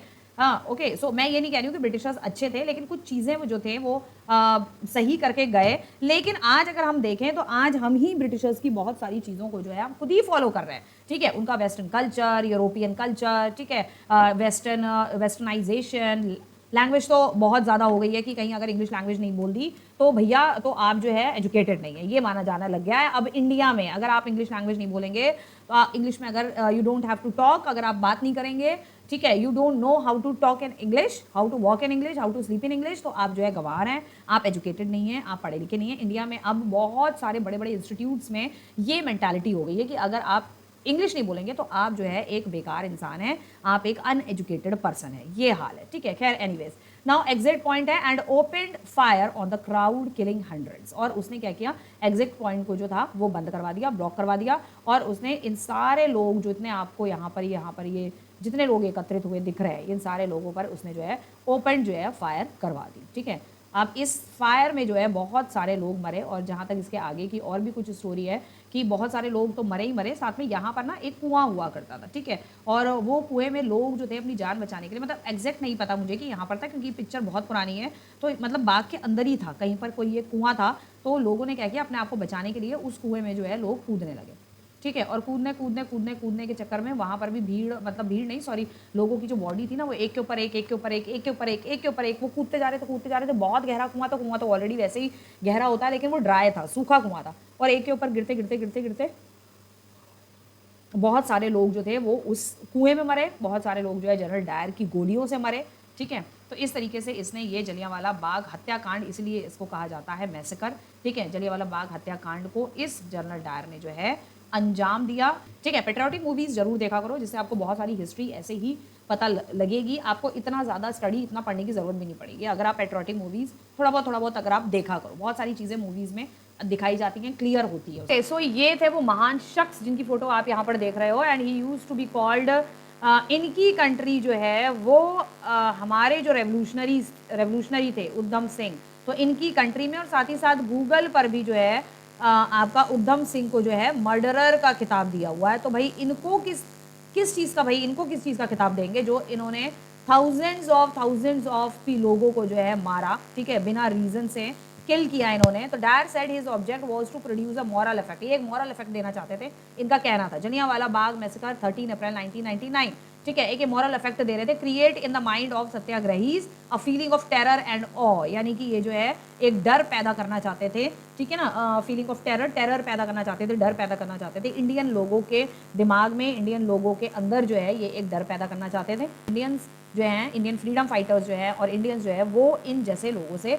डरे, लेकिन हमारे उधम सिंह जो थे वो बिल्कुल नहीं डरे। उन्होंने इनके देश में घुस के जो है इस बंदे को जो है उन्होंने मारा, लेकिन गूगल पे उधम सिंह को जो है मर्डरर लिखा गया। अगर कोई जाकर उसको करेक्ट कर सकता है तो प्लीज़ उनको जो है करेक्ट करिएगा कि he is not a murderer, he is a revolutionaries, murderer is a general Dyer. यहाँ पर जो इसके बाद जो भी इंसिडेंट हुए सॉरी, उसके बारे में अब हम देखते हैं। तो as the news of Jallianwala Bagh spread, crowd took over the street in many north Indian towns. Obviously सी बात है, इतने लोग मरे, उनकी फैमिलीज मरी, ठीक है, तो ऑल ओवर इस जलियांवाला बाग हत्याकांड के बाद जो है पूरे नॉर्थ इंडिया के जितने भी टाउन्स थे छोटे बड़े, वहाँ पर जो है बहुत ज़्यादा दंगे फसाद वगैरह हो गए, ठीक है, और जिसके वजह से जो है there were strikes, clashes with the police and attack on government buildings. तो लोगों ने जो है स्ट्राइक करना शुरू कर दिया, गवर्नमेंट बिल्डिंग्स पर अटैक करना शुरू किया, ठीक है, पुलिस पर अटैक किया, ब्रिटिशर्स जो ऑफिशियल्स थे उनके ऊपर अटैक करना शुरू किया, ब्रिटिश ऑफिशियल्स के ऊपर बहुत सारी चीज़ें हुई, मतलब बहुत सारा हंगामा हुआ, बहुत कुछ हुआ, ठीक है। और स्ट्राइक्स तो मतलब कॉमन ही थी, स्ट्राइक्स तो वो जब तब स्ट्राइक्स कर देते थे, काम सारा वगैरह सब कुछ बंद कर देते थे, ठीक है। The government responded with brutal repression. अब इसका जवाब भी ब्रिटिश गवर्नमेंट ने बहुत ही ब्रूटल वे में दिया, बहुत ही बुरी तरीके से दिया, seeking to humiliate and terrorized people, यानी कि लोगों को ह्यूमिलेट किया, लोगों को परेशान किया, उठा के जेल में डाल दिया, ठीक है, और टेरराइज लोगों को डराया धमकाया, बहुत बुरी तरीके से डराया धमकाया गया, ठीक है, बहुत ही बुरी तरीके से। सो मतलब इसका जवाब उन्हें देना था कि मतलब तुम लोग जो अगर कर रहे हो, क्योंकि वो हमारे ऊपर रूल कर रहे थे, ठीक है, तुम अगर जो है ये जो मैंने मतलब जो भी हुआ, मैंने जो भी किया जो किया, लेकिन अगर तुम लोग इस तरीके से अगर ऐसी चीज़ें करोगे तो इसका जवाब भी तुम्हें जो है बहुत जल्दी और बहुत भयंकर इसका जो है अंजाम जो है इसका बहुत बुरा भुगतना पड़ेगा। तो ब्रिटिशर्स ने उसका जवाब इस तरीके से दिया, ठीक है। जो सत्याग्रही थे were force to rub their noses on the ground, तो वो क्या करते थे, जितने भी सत्याग्रही लोग थे यानी कि जो हमारे फ्रीडम फाइटर्स थे, उनको बोला जाता था नाक रगड़ो जमीन पे, ये सारी चीजें उनके साथ करी गई, उनको ह्यूमिलेट किया गया, उनकी बेइज्जती करी गई, ठीक है। Crawl on the street, street पे क्रॉलिंग करना यानी कि रगड़ते हुए उनको जाना, एंड डू सलाम सल्यूट करना उनको, जहां पर भी ब्रिटिशर्स मिल जाते थे तो इंडियंस को, सत्याग्रही को या फ्रीडम फाइटर्स को खड़ा करके बोलते थे कि सल्यूट करो, हमें सल्यूट करो, ठीक है। टू ऑल साहिब, साहिब्स यानी कि वही जो ब्रिटिशर्स ऑफिशियल थे, ब्रिटिश ऑफिशियल्स थे, ठीक है। So people were flagged and villages around Gujranwala in Punjab, now in Pakistan, जो कि आज जो है पाकिस्तान में है ये प्लेस, ठीक है। इस विलेज के आसपास जो है लोगों ने, पीपल वर फ्लैश मीन्स लोगों को ब्रिटिशर्स ने, ब्रिटिश ऑफिशियल्स ने कोड़े वगैरह मारे, ठीक है। तो ये गुजारवाला जो विलेज है, गुजरावाला जो विलेज है, बार बार मैं इसको उल्टा ही बोल रही हूँ। सो गुजरावाला जो विलेज है वो अब पाकिस्तान में है, वर बॉम्ब्ड, वहां पर बमबारी करी, ब्रिटिश ऑफिशियल्स ने ही वहां पर बमबारी वगैरह करी, ठीक है। एंड सीइंग वायलेंस स्प्रेड, अब बहुत ज्यादा वायलेंस हो गया था क्योंकि महात्मा गांधी का ये था कि भाई नॉन वायलेंस से ही हम ब्रिटिशर्स को समझाएंगे, ब्रिटिशर्स को यहाँ से भेजने के बारे में सोचेंगे, ठीक है, या यहाँ से कहेंगे कि भैया अपने देश में आप वापस जाओ, या उनसे बातचीत करके जो भी करना चाहते हैं वो, ठीक है। तो महात्मा गांधी ने जब ये देखा कि बहुत ज़्यादा हिंसा भड़क रही है, बहुत ज़्यादा वायलेंस हो रहा है, तो वायलेंस के चलते महात्मा गांधी ने जो है अपना जो आंदोलन, जो उनका सत्याग्रह जो आंदोलन जो उन्होंने स्टार्ट किया था, कॉल्ड ऑफ द मूवमेंट, उन्होंने सत्याग्रह आंदोलन जो है वो उन्होंने अपना वापस ले लिया। ना Mahatma Gandhi felt the need to launch a more broad based movement in India। अब वो ये चाहते थे कि भाई इंडिया में कुछ और इससे भी ज़्यादा कोई ब्रॉड बेस जो है वो मूवमेंट होना चाहिए, ठीक है। क्योंकि ये जो सत्याग्रह वाला जो आंदोलन था, ठीक है, और बाकी जो इन्होंने चंपारण में जो मूवमेंट चलाया पीजेंट्स को लेके, खेड़ा में जो पीजेंट्स को लेके मूवमेंट चलाया, ठीक है, तो ये सारे, और दूसरी और एक और जगह जो चलाया, ठीक है, कॉटन टेक्सटाइल को लेकर, तो ये मूवमेंट्स यहाँ पर तो थोड़े बहुत ही सफल हो पाए, इतना नहीं सफल हो पाए। सत्याग्रह आंदोलन चलाया वो भी थोड़ा बहुत सफल हो पाया, कहीं सिटी में किसी रीजंस की, कुछ रीजंस की वजह से नहीं चल पाया, विलेजेस में भी लोग जो थे इस में इतना ज़्यादा पार्टिसिपेट नहीं कर पाए, ठीक है। तो अब इन्होंने सोचा कोई भाई ब्रॉड बेस्ड कोई मुझे मूवमेंट लॉन्च करना पड़ेगा, मूवमेंट इन इंडिया, ठीक है। जिससे कि क्या हुआ, क्योंकि यहाँ पर क्या था ना, जो सत्याग्रह आंदोलन जो महात्मा गांधी ने स्टार्ट किया, वहां पर क्या था, उस समय हमारी कंट्री में हिंदू मुसलमान बहुत हुआ करता था, ठीक है। हिंदू के साथ मुस्लिम्स की यूनिटी नहीं, मुस्लिम्स की हिंदू के साथ यूनिटी नहीं, तो दोनों आपस में दोनों के क्लैशेस होते थे, और इसी बात का फायदा जो है वो ब्रिटिशर्स जो थे वो पूरी तरह से इस बात का फायदा उठाया करते थे, ठीक है। सो अब इन्होंने यहाँ पर क्या किया, he took up khalifa issue to unite Hindu and Muslims together in the freedom of struggle, यानी कि अब इन्होंने जो है खिलाफत इशू को यूनाइट किया, खिलाफत मूवमेंट, जो कि मुस्लिम्स जो कुछ लीडर थे, खिलाफत के लीडर थे, उन्होंने ये खिलाफत मूवमेंट जो है स्टार्ट किया था, ठीक है। यूनाइट हिंदूज एंड मुस्लिम्स को टुगेदर यूनाइट करने के लिए द फ्रीडम स्ट्रगल, और दोनों को यूनाइट करने के बाद, हिंदू और मुस्लिम्स को यूनाइट करके फिर ये चाहते थे कि ब्रिटिशर्स के खिलाफ जो है मैं फ्रीडम स्ट्रगल जो है वो तैयार करूं, क्योंकि हिंदू मुस्लिम में हमारे यहाँ कंट्री में यूनिटी शुरू से ही नहीं थी, इसलिए इन्होंने ये एक बेस बनाया महात्मा गांधी ने कि भाई पहले मैं क्या करता हूँ, पहले हिंदू मुस्लिम्स को यूनाइट करता हूँ, और यूनाइट करने के बाद जो है फिर हम ब्रिटिशर्स के खिलाफ कुछ जो है बड़ा कदम जो है हम उठाएंगे। तो हिंदू मुस्लिम जो थे वो कभी यूनाइट नहीं हो पाते थे ब्रिटिशर्स के अगेंस्ट में, ठीक है, कि ब्रिटिशर्स के अगेंस्ट जो है भाई वो यूनाइट होके कोई एक बड़ा मूवमेंट करें, तो ये उनसे नहीं हो पाता था, वो लोग हमेशा जो है एक दूसरे के अगेंस्ट रहते थे। तो यहाँ पर गांधी जी को एक आइडिया आया कि भाई ऐसा करते हैं कि देश के जो मुस्लिम्स हैं उनको और हिंदूज को मिलाने के लिए ऐसा करते हैं कि भाई देश के मुस्लिम्स जो हैं हमारे देश में, मतलब इंडिया में जिस चीज़ पर काम कर रहे हैं, जिस चीज़ पे उनका फोकस ज़्यादा है, और हिंदूज जो है वो देश में जिस चीज़ पर काम कर रहे हैं, हिंदू का फोकस जिस टॉपिक पर जो है वो ज़्यादा है, तो हिंदूज का फोकस ज़्यादातर था भाई देश को आज़ादी दिला रहे, ठीक है ना, स्ट्रगल फॉर फ्रीडम। मुस्लिम्स जो थे वो भी स्ट्रगल फॉर फ्रीडम चाहते थे, लेकिन ये है कि मुस्लिम्स जो थे वो अपना देश बनाना या अपनी कोई अलग देश की अपनी कोई अलग पहचान बनाना, इस पर थोड़ा सा उनका रहता था। तो उस टाइम पर क्या था, 1919 में, ठीक है, 1919 में एक जब वर्ल्ड वॉर खत्म हो गई थी, वर्ल्ड वॉर के बाद जो है मुस्लिम्स जिस चीज़ के लिए काम कर रहे हैं, हिंदू जिस चीज़ के लिए काम कर रहा है, दोनों के काम को ही जो है हम एक कर देते हैं, ठीक है, और एक कर देते हैं, और एक कर देते हैं, एक करके फिर हम कोई बड़ा मूवमेंट जो है वो ब्रिटिशर्स के खिलाफ जो है हम कर सकते हैं। पूरी वर्ल्ड की जो मुस्लिम कम्युनिटी थी, अब इस्लाम सभी जगह फॉलो किया जाता है, ठीक है, तो पूरे वर्ल्ड के जो मुस्लिम्स थे वो भी उसी एक टॉपिक के लिए, मतलब एक कोई खिलाफत करके जो इशू था उसके लिए जो है वो पूरे वर्ल्ड के मुस्लिम्स उसके लिए काम कर रहे थे। तो यहाँ हमारी कंट्री में भी जो मुस्लिम्स थे वो भी उसी खिलाफत इशू के लिए काम कर रहे थे, उसी खिलाफत इशू को जो है सपोर्ट कर रहे थे। हमारा यहाँ पर आता है एक्सप्लेन द आइडिया ऑफ सत्याग्रह है अकॉर्डिंग टू गांधी जी। तो गांधी जी के अकॉर्डिंग सत्याग्रह क्या था, एंड सीबीएसई 2014 की जो एनसीईआरटी है, मतलब उस पर बेस्ड हमने ये पॉइंट्स जो हैं ये कुछ निकाले हैं आपके लिए कि उस मतलब 2014 में सीबीएसई ने गांधी जी के जो मतलब व्यूज थे, गांधी जी के जो आइडियाज थे सत्याग्रह को लेकर, उन्होंने अपने आइडियाज को किस तरीके से एक्सप्लेन किया था। So Mahatma Gandhi return to India in 1915 from South Africa से वो रिटर्न होकर वापस आए, क्योंकि गांधी जी वहां पर जो है वो अपार्थाइड की लड़ाई लड़ रहे थे, ठीक है। Apartheid you know, south Africa में अपार्थाइड के बारे में आप पढ़ चुके हो, ठीक है।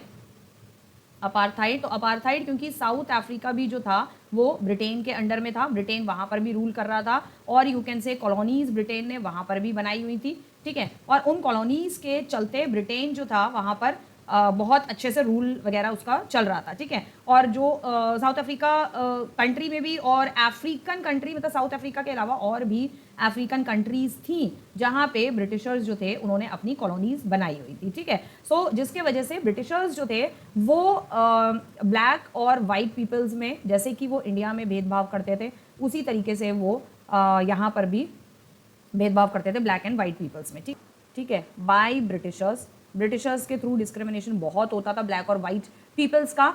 उसी ब्लैक और वाइट के डिस्क्रिमिनेशन को वहां पर अपार्थाइड जो है नाम दिया गया, ठीक है, कि दिस इज एन अपार्थाइड। और इसी अपार्थाइड की लड़ाई जो है वो गांधी जी वहां पर लड़ रहे थे, ब्लैक पीपल्स को उनका हक दिलाने के लिए। वहां पर वो सीधा लंदन से उन्होंने जो है, ऑब्वियसली लंदन ब्रिटिशर्स का ही था, वहीं से उन्होंने पढ़ाई करी, ठीक है, बैरिस्टर की उन्होंने उन्हीं की कंट्री से जो है बैरिस्टर की डिग्री ली, क्योंकि आप समझ सकते हो, ठीक है, बैरिस्टर, ठीक है, आप समझ सकते हो कि इंडिया में उस टाइम पर इस तरीके के ना ही कोई कॉलेजेस हुआ करते थे, ना ही कोई यूनिवर्सिटीज़ हुआ करती थी। तो यू कैन अंडरस्टैंड कि इंडिया किस तरीके की कंट्री रहा था, ठीक है, क्योंकि इंडिया में जो फर्स्ट ऐसी जो यूनिवर्सिटी थी उसको तो कब का जो मुस्लिम्स थे, कुछ मुस्लिम्स अरब्स के किंग्स ने, उन्होंने कब का जला वला दिया था, ठीक है। तो उसके बाद कोई यूनिवर्सिटी, कोई कॉलेज इस तरीके का बना ही नहीं, बैकवर्ड होता चला गया इंडिया, ठीक है। और इनको भी गांधी जी कहने को कहा जाता है कि गांधी जी ने देश की आज़ादी के लिए बहुत कुछ काम किया। हाँ ठीक है, बहुत काम किया इन्होंने, बहुत कुछ किया, लेकिन बहुत कुछ करने के बाद जो है उसका कोई फ़ायदा ये नहीं हुआ, क्योंकि इन्होंने भी खुद अपनी बैरिस्टर की डिग्री जाकर कहाँ से ली,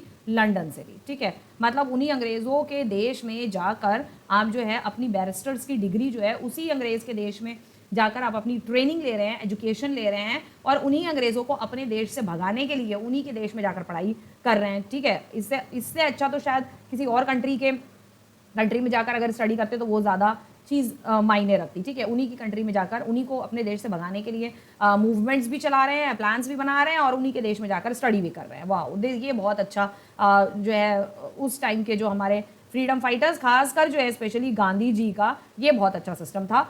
Gandhi ji's novel method of mass agitation is known as satyagraha. तो गांधी जी का जो ये नॉवल था, मतलब गांधी जी की ये आइडिया था, उनका ये अपना मेथड था कि मास एगिटेशन इज नोन एज सत्याग्रह, ठीक है। सत्या यानी कि सच्चाई, आग्रह मतलब सत्य से किसी से आग्रह करना, किसी से विनम्र निवेदन जिसे कहते हैं करना। तो विनम्र निवेदन करने से ब्रिटिशर्स के साथ आप ऐसा विनम्र निवेदन करेंगे तो वो आपके देश को छोड़ के चले जाएंगे, नॉट एट ऑल पॉसिबल, ठीक है, not at all possible. Britishers जो थे वो हमारे देश को छोड़ के गए सिर्फ और सिर्फ जो है वायलेंस की वजह से वो ज़्यादा गए, ठीक है। नॉन वायलेंस का रोल जो था अंग्रेज़ों को यहाँ से भगाने में, नॉन वायलेंस का रोल जो था वो बहुत कम रहा। जैसे जो लोग थे, जो कि पूरे ब्रिटिशर्स ने पूरे वर्ल्ड को, कॉलोनीज पूरे वर्ल्ड में, अलग अलग कॉन्टिनेंट्स में, अलग अलग कंट्रीज़ में जिसने अपनी कॉलोनीज जगह जगह पूरी दुनिया में बना रखी हो कॉलोनीज, वो इनके आग्रह करने से इंडिया छोड़ के चले जाएंगे, नॉट एट ऑल पॉसिबल। भाई सत्याग्रह एम्फेसाइजेस ट्रुथ, सत्याग्रह जो सत्य यानी सच्चाई, ठीक है। तो सत्याग्रह जो है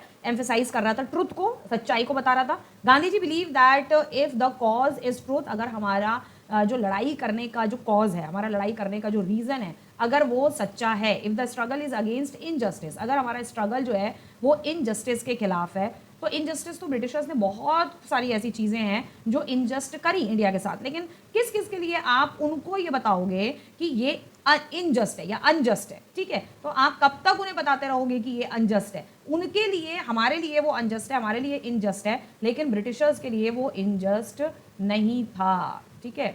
ब्रिटिशर्स के लिए किसी भी तरीके का इनजस्ट नहीं था, उनके लिए ये ठीक कार्रवाई है जिसे कह सकते हैं। उनके लिए ये सब कुछ जो था वो सही था, जो वो हम इंडियंस के साथ जो वो कर रहे थे वो सब कुछ उनके लिए वो सही था, उनके लिए करेक्ट था, ठीक है। खैर एनीवेज आगे चलते हैं। Then physical force was not necessary to fight the oppressors. तो मतलब वो ये सोचते थे गांधी जी कि हर चीज़ में मतलब ऑपरेसर खत्म करने के लिए ब्रिटिशर्स जो हम पे दबाव डाल रहे हैं, हमें जो परेशान कर रहे हैं, हम पर जो अत्याचार कर रहे हैं, ऑपरेसर कर रहे हैं, उस अत्याचार का जवाब जो है हमेशा फिजिकली, मतलब उस वो जो हम पे अत्याचार कर रहे हैं उसका जवाब हम लड़ाई करके अगर उनसे लें, उनको फिजिकली, हम भी उनको फिजिकली अगर हर्ट करें, हम भी उनसे अगर फिजिकली लड़ाई करें, तो हर चीज़ का जवाब जो है फिजिकली वे में देना ज़रूरी नहीं है, ऐसा गांधी जी का मानना था, ठीक है ना। और satyagrahi can win the battle through non violence. Satyagrahi ने लेकिन कहीं कहीं पर जो है नॉन वायलेंस जो उन्होंने किया, तो नॉन वायलेंस की वजह से उन्होंने बैटल्स को जो है कहीं कहीं पे विन किया, कहीं जीते भी वो। People include oppressors had to be persuaded to see the truth. Truth was born to ultimately triumph. Gandhi ji believed that dharma of non-violence could unite all Indians. उसका जवाब हम सत्य से भी, सत्य और अहिंसा से भी हम दे सकते हैं, ठीक है। तो ये यहाँ पर ये यही कह रहे हैं कि कोई सत्याग्रही जो है वो अहिंसा के माध्यम से जो है अगर वो जो है लड़ाई जीत सकता है, ठीक है। आगे लिखते हैं, आगे बता रहे हैं ये कि पीपल इंक्लूड ऑपरेसर्स, मतलब जो लोग ऑपरेसर्स थे, यानी कि जो लोग ब्रिटिशर्स के अत्याचारों के दबाए हुए थे, ठीक है, जिसे हम कह सकते हैं उत्पीड़क, ठीक है, या उत्पीड़कों, ठीक है, उत्पीड़कों हम कह सकते हैं, ठीक है। तो ऑपरेसर्स यानी कि उत्पीड़कों, ऑपरेसर्स यहाँ पर भी फाइट फॉर ऑपरेसर जैसे यहाँ पर लिखा हुआ है, ठीक है। जो उत्पीड़क थे, जिनके ऊपर अत्याचार किया जा रहा था, had to be persuaded to see truth. Truth was born to ultimately triumph, ठीक है। तो जो ऑपरेसर थे, जो उत्पीड़क थे, उन लोगों के उनके सहित, मतलब जो उत्पीड़क हैं वो और जो आम जनता है, उनको सच्चाई देखने के लिए राजी करना पड़ा, गांधी जी को उनको मनाना पड़ा कि आप जो है सत्याग्रह से सारी चीज़ें हम कर सकते हैं, सत्य और अहिंसा से हम कुछ चीज़ों को जीत सकते हैं। उनको वो कहते हैं ना, उनको सच्चाई दिखानी पड़ी, गांधी जी ने लोगों को सच्चाई दिखाई। Gandhi ji believe the dharma of non violence could unite all India. साथ ही साथ गांधी जी ये भी मानते थे, ये भी बिलीव, उनका मानना था कि अहिंसा का धर्म जो है वो ये है कि पूरे भारत को एकजुट कर सकता है, ठीक है, या पूरे भारत को एकजुट करना। अब हम आते हैं खिलाफत मूवमेंट की तरफ और खिलाफत कमेटी, कि ये खिलाफत कमेटी ये क्या थी आखिर में, ठीक है, कि खिलाफत कमेटी क्या थी। तो खिलाफत कमेटी, अब मैं आपको बताती हूँ कि खिलाफत क्या होता है। सो ऐसा था कि जब 1919 में फर्स्ट वर्ल्ड वॉर जब जो थी आपकी ख़त्म हो गई, तो फर्स्ट वर्ल्ड वॉर के टाइम पे जो देश जो थे जो हार गए थे, लाइक आपका टर्की, ठीक है, specially, and Turkey is also a Muslim country, ठीक है। टर्की जो है वो मुस्लिम कंट्री है, नो डाउट। वहाँ पर यूरोपियन देशों का बहुत, आज जो है वहाँ पर यूरोपियन देशों का बहुत ज़्यादा इफेक्ट है, तो वहाँ पे क्रिश्चियंस भी रहते हैं। इवन वहाँ पे जो मुस्लिम्स हैं वो यूरोपियन कल्चर को अडॉप्ट करा हुआ है उन्होंने, और मुस्लिम्स जो है वो क्रिश्चियनिटी को भी उन्होंने अडॉप्ट किया हुआ है, और मुस्लिम ज़्यादातर वहाँ पे जो मैरिजेस हैं वो क्रिश्चियन तरीके से मुस्लिम्स लोग करती थी, जिनमें से टर्की भी था। तो टर्की जैसे देशों को इतने कोई डेवलप्ड देश तो थे नहीं, तो यूनाइटेड किंगडम यानी कि जो ब्रिटेन था वो इन जैसे देशों को एक तरीके से लज्जित करता था, ठीक है, इनकी बेइज्जती करते थे, इनको नीचा दिखाने की कोशिश करते थे, ठीक है। तो नीचा दिखाने के चक्कर में वहाँ पर एक खलीफा हुआ करते थे, ठीक है। जो खलीफा होते थे वो इस्लाम धर्म के एक बहुत ही हाईफाई पोजीशन होते थे। सो टर्की में एक पोजीशन होती है जिसे कहा जाता है खलीफा। खलीफा जो होते हैं वो बेसिकली इस्लाम के जो है वो स्पिरिचुअल लीडर्स होते हैं, ठीक है, स्पिरिचुअल लीडर्स, ये आप ध्यान रखना, इस्लाम के स्पिरिचुअल लीडर्स होते हैं। और जो इस्लामिक जो पीपल्स होते हैं, यानी कि जो मुस्लिम पीपल्स होते हैं, वो इनको अपना मतलब बहुत इनको रिस्पेक्ट करते हैं, अपना लीडर मानते हैं, लीडर होते ही हैं ये स्पिरिचुअल लीडर्स। स्पिरिचुअलिटी के बारे में ये लोगों को बताते हैं, ठीक है, इस्लाम के बारे में ये लोगों को बताते हैं। ऑल ओवर भाई इस्लाम तो पूरे वर्ल्ड में फॉलो किया जाता है, ठीक है। तो मुस्लिम्स इनको बहुत ज़्यादा फेवर करते थे, तो इंडिया में भी इस्लाम फॉलो क्योंकि होता है, ठीक है। तो इस्लाम फॉलो होने के वजह से जो है इंडियन मुस्लिम्स थे वो लोग भी खलीफा को अपना बहुत मतलब रिस्पेक्टेड स्पिरिचुअल लीडर्स वो भी मानते थे, स्पिरिचुअल लीडर तो होते ही थे। ये देखा कि भाई इनके खिलाफ जो है पीस ट्रीटी के नाम पर बहुत कुछ गलत हो रहा था, ठीक है। पीस ट्रीटी के नाम पे कि भाई पीस की ट्रीटी है, पीस ट्रीटी है, लेकिन पीस ट्रीटी के नाम पर इनके साथ बहुत कुछ गलत हो रहा था खलीफा के साथ, ठीक है। इनके ऊपर अत्याचार वगैरह बहुत ज़्यादा किए जा रहे थे, तो जिसके वजह से इंडियन मुस्लिम्स ने यहाँ पर एक जुट हो गए, सारे के सारे जो इंडियन मुस्लिम्स थे हमारे देश में, इंडिया में एकजुट हो गए और उन्होंने खलीफा के फेवर में, ठीक है, इनके फेवर में इन्होंने आवाज़ उठाने के लिए एक कमेटी बनाई और जिस कमेटी का नाम था खिलाफत कमेटी। इसी को कहा जाता है आपका खिलाफत कमेटी। तो खिलाफत कमेटी जो है, ये नाम जो है वो कहाँ से आया? इन्हीं के फेवर में हमारे इंडियन मुस्लिम्स जो थे वो यहाँ इंडिया में लड़ रहे थे, ठीक है। और इनके क्योंकि इनके अगेंस्ट में टर्की में जो है बहुत कुछ हो रहा था। फॉर्म्ड, अब ये खिलाफत कमेटी बनी कब? Khilafat committee formed in Bombay March 1919 to defend khalifa's temporal powers, ठीक है। तो खलीफाज की जो पावर्स थी उनको स्ट्रॉन्ग करने के लिए हमारे इंडिया में ये खिलाफत कमेटी बनाई गई और ताकि खलीफा की जो पावर है वो स्ट्रॉन्ग हो जाए, ये खिलाफत कमेटी बनाई गई। सितंबर 1920 में कोलकाता सेशन ऑफ कांग्रेस। अभी यहाँ पर 1920 में गांधी जी ने ये कोलकाता सेशन ऑफ कांग्रेस रखा क्योंकि यहाँ पर इंडिया में एक ही ये नेशनल कांग्रेस पार्टी थी, यानी कि उस टाइम पे बहुत सारी और भी पार्टीज थी, लेकिन ये नेशनल कांग्रेस पार्टी जो थी ये ज़्यादा लोग ज़्यादा इसके साथ जुड़े हुए थे। एक रेजोल्यूशन पास किया गया, कांग्रेस ने एक रेजोल्यूशन पास किया to start NCM। Now what is NCM? NCM is non corporation movement, कि हम मिलकर नॉन कॉपरेशन मूवमेंट जो है स्टार्ट करेंगे। नॉन कॉपरेशन मूवमेंट कौन स्टार्ट कर रहा था? Non cooperation movement national Congress for struggle जो पार्टी थी वो शुरू कर रही थी और खिलाफत कमेटी की जो पार्टी थी वो, ये दोनों मिलके जो है दोनों ही एक दूसरे को सपोर्ट करके नॉन कॉपरेशन मूवमेंट स्टार्ट कर रहे थे in support of Khilafat as well as for swaraj, यानी कि स्वराज के लिए भी काम कर रहे थे।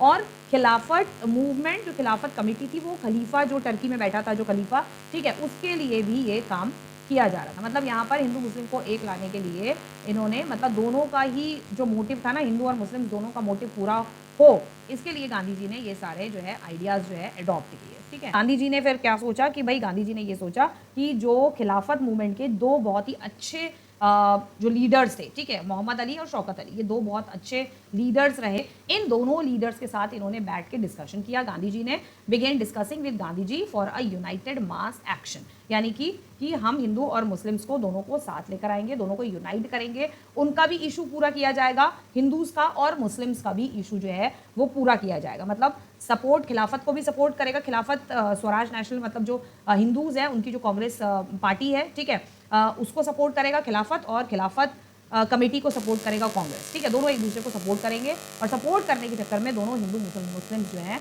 वो यूनाइट होंगे और देन यूनाइट होने के बाद हम कुछ बड़ा मूवमेंट करेंगे ब्रिटिशर्स के अगेंस्ट। नेक्स्ट चलते हैं need for non cooperation movement. अब नॉन कॉपरेशन मूवमेंट की ज़रूरत क्यों पड़ी? नॉन कॉपरेशन मूवमेंट की ज़रूरत इसलिए पड़ी, इन शॉर्ट में बताती हूँ, क्योंकि गांधी जी का ये आइडिया था कि अगर जो है हम जो ब्रिटिशर्स हैं, ब्रिटिशर्स के अगर हम किसी भी काम को अगर हम सपोर्ट नहीं करेंगे, अगर हम हर जगह से अपना हाथ खींच लेंगे, ठीक है, हम उनकी कंपनीज़ जो कंपनीज़ नहीं मतलब उनकी इंडस्ट्रीज़ में अगर हम काम नहीं करें, ठीक है, फैक्ट्रीज़ में अगर हम उनकी काम नहीं करेंगे, एग्रीकल्चर में अगर हम उनका काम नहीं करेंगे, ठीक है, अगर हम हर जगह से अगर इंडियन लोग और इंडियन पीजेंट्स, ठीक है, इंडियन पीपल, ठीक है, पीजेंट्स एंड पीजेंट्स वर्कर्स, ये सारे के सारे वर्कर्स हो गए और ये सब के सब जो है अगर हम लोग ब्रिटिशर्स को सपोर्ट नहीं करेंगे, उसी को कहते हैं नॉन कॉपरेशन मूवमेंट, यानी कि कॉपरेट नहीं करना, ठीक है। तो गांधी जी का ये आइडिया था कि ब्रिटिशर्स को कॉपरेट मत करो, तो वो जो है अपने आप ही जो है परेशान हो जाएंगे और कुछ चीज़ें जो है वो हमारे लिए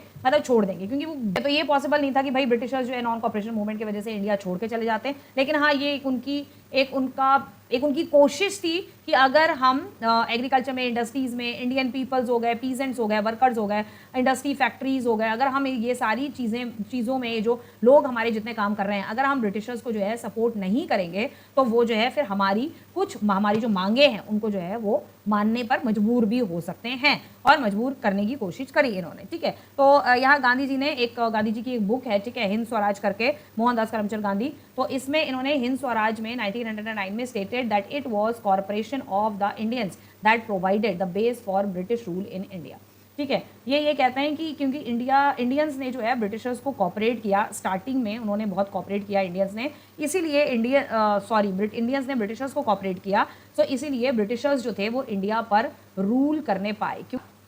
इसलिए यहाँ पर लिखा है Indians that provided the base for British rule in India.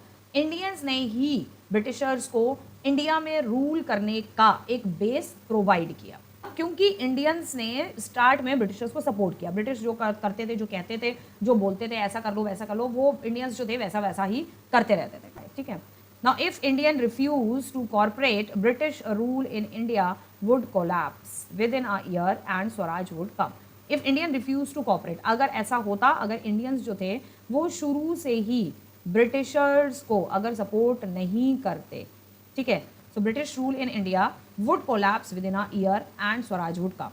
अगर इंडियंस जो थे वो ब्रिटिशर्स को या ब्रिटिशर्स के रूल को, रूल तो वो बाद में उन्होंने किया है, ठीक है, यहाँ पर ये भी ये चीज़ जो है वो गलत ही बोल रहे हैं, रूल तो उन्होंने बाद में किया, ठीक है। ब्रिटिशर्स तो पहले तो आए थे, इंडिया आए ही वो ट्रेड करने के लिए था, रूल का तो कॉन्सेप्ट उनके दिमाग में था ही नहीं। लेकिन जब उन्होंने देखा कि इंडियन लोग ही बड़े बेवकूफ़ से हैं, इंडियंस उस टाइम पर बेवकूफ़ थे, ठीक है, उनको ब्रिटिशर्स दिखे, अरे भाई चकाचौंध है, नई नई बढ़िया चीज़ें, इन लोगों के पास तो खूब पैसा है, ये लोग तो बड़े ठाट बाट से और बहुत ही बड़े मॉडर्न तरीके से ये लोग तो रहते हैं, तो इंडियंस के मन में भी बहुत ज़्यादा लालच आ गया था इन ब्रिटिशर्स को देखकर, ठीक है। सो इसलिए इंडियंस ने जो है स्टार्ट में जब ये लोग ट्रेड करने आए तो इन्होंने ब्रिटिशर्स को सपोर्ट किया, और उसी सपोर्ट के चलते, इंडियंस के ही उसी सपोर्ट के चलते ब्रिटिशर्स ने धीरे धीरे यहाँ पर रूल करना शुरू किया। वो आते ही साथ रूल थोड़ा ना करने लग गए थे। तो अगर आप देखे जाए तो यहाँ पे लिखा है corporate British rule in India, अगर यहाँ पे लिख रहे हैं अगर इंडियंस ने ब्रिटिश रूल को कॉपरेट करने से रिफ्यूज कर दिया होता, ये लिख रहे हैं, ये गांधी जी लिख रहे हैं, ठीक है ना, तो ब्रिटिश रूल जो था वो 1 साल के अंदर ही कोलैप्स हो जाता और इंडिया जो है वो स्वराज हो जाता, स्वराज यानी कि इंडिया को फ्रीडम मिल जाती। लेकिन मैं गांधी जी की बहुत सारी बातों से जो हूँ सहमत नहीं रहती हूँ, ठीक है, लेकिन गांधी जी यहाँ पर ये चीज़ गलत बोल रहे हैं, क्योंकि ब्रिटिश को आते साथ रूल नहीं करने लग गए थे, ठीक है, वो आए थे ट्रेड करने के लिए, first they came here to trade, और हमारे इंडियंस जो थे वो उनकी चकाचौंध ना, ब्रिटिशर्स की चकाचौंध देखकर वो इतने ज़्यादा इम्प्रेस हुए थे कि वो ब्रिटिशर्स के साथ हाथ मिला के काम कर रहे थे, ठीक है। इंडियंस तो क्या ही काम कर रहे थे, जो राजा थे उस टाइम पे, जो मुगल राजा थे और साथ ही साथ जो हिंदू राजा थे, वो भी ब्रिटिशर्स के साथ बड़े अच्छे से, बड़े प्यार से, बड़ा उनसे इम्प्रेस हुए थे, ठीक है, और इम्प्रेशन जो ब्रिटिशर्स ने अपना इम्प्रेशन डाला और ये जो है उससे अट्रैक्ट हो गए, ठीक है, और अट्रैक्ट होने की वजह से ही ये लोग जो है जो राजा, जो हिंदू किंग, मुस्लिम किंग्स थे, वो लोग जो थे इनसे बड़े इम्प्रेस हुए, और इम्प्रेस के ही चलते जो है ये लोग ब्रिटिशर्स के साथ हाथ मिला के काम करने लगे थे, क्योंकि ब्रिटिशर्स इनको पैसा दे रहे थे, उनके पास तो बहुत पैसा था, इनको पैसा दे रहे थे, ठीक है, इनसे कह रहे थे आप हमें ये ज़मीन हमें दे दीजिए, इस पर हमें खेती करने दीजिए, इस ज़मीन पे हमें ये करने दीजिए, यहाँ पर हमें ये करने दीजिए। सो ये ऐसा नहीं है वो आते ही साथ रूल नहीं करने लगे थे, यहाँ पर इंडियंस भी जो थे ना वो अपना मतलब देख रहे थे, इंडियंस भी जो थे यहाँ पर सेल्फिश थे, बहुत ज़्यादा इंडियंस सेल्फिश थे, ठीक है, इंडियंस को ब्रिटिशर्स का पैसा दिख रहा था और अपनी सेल्फिशनेस के ही वजह से जो है ब्रिटिशर्स इनके ऊपर, इंडियंस के ऊपर रूल करना ब्रिटिशर्स ने शुरू कर दिया था, ठीक है ना।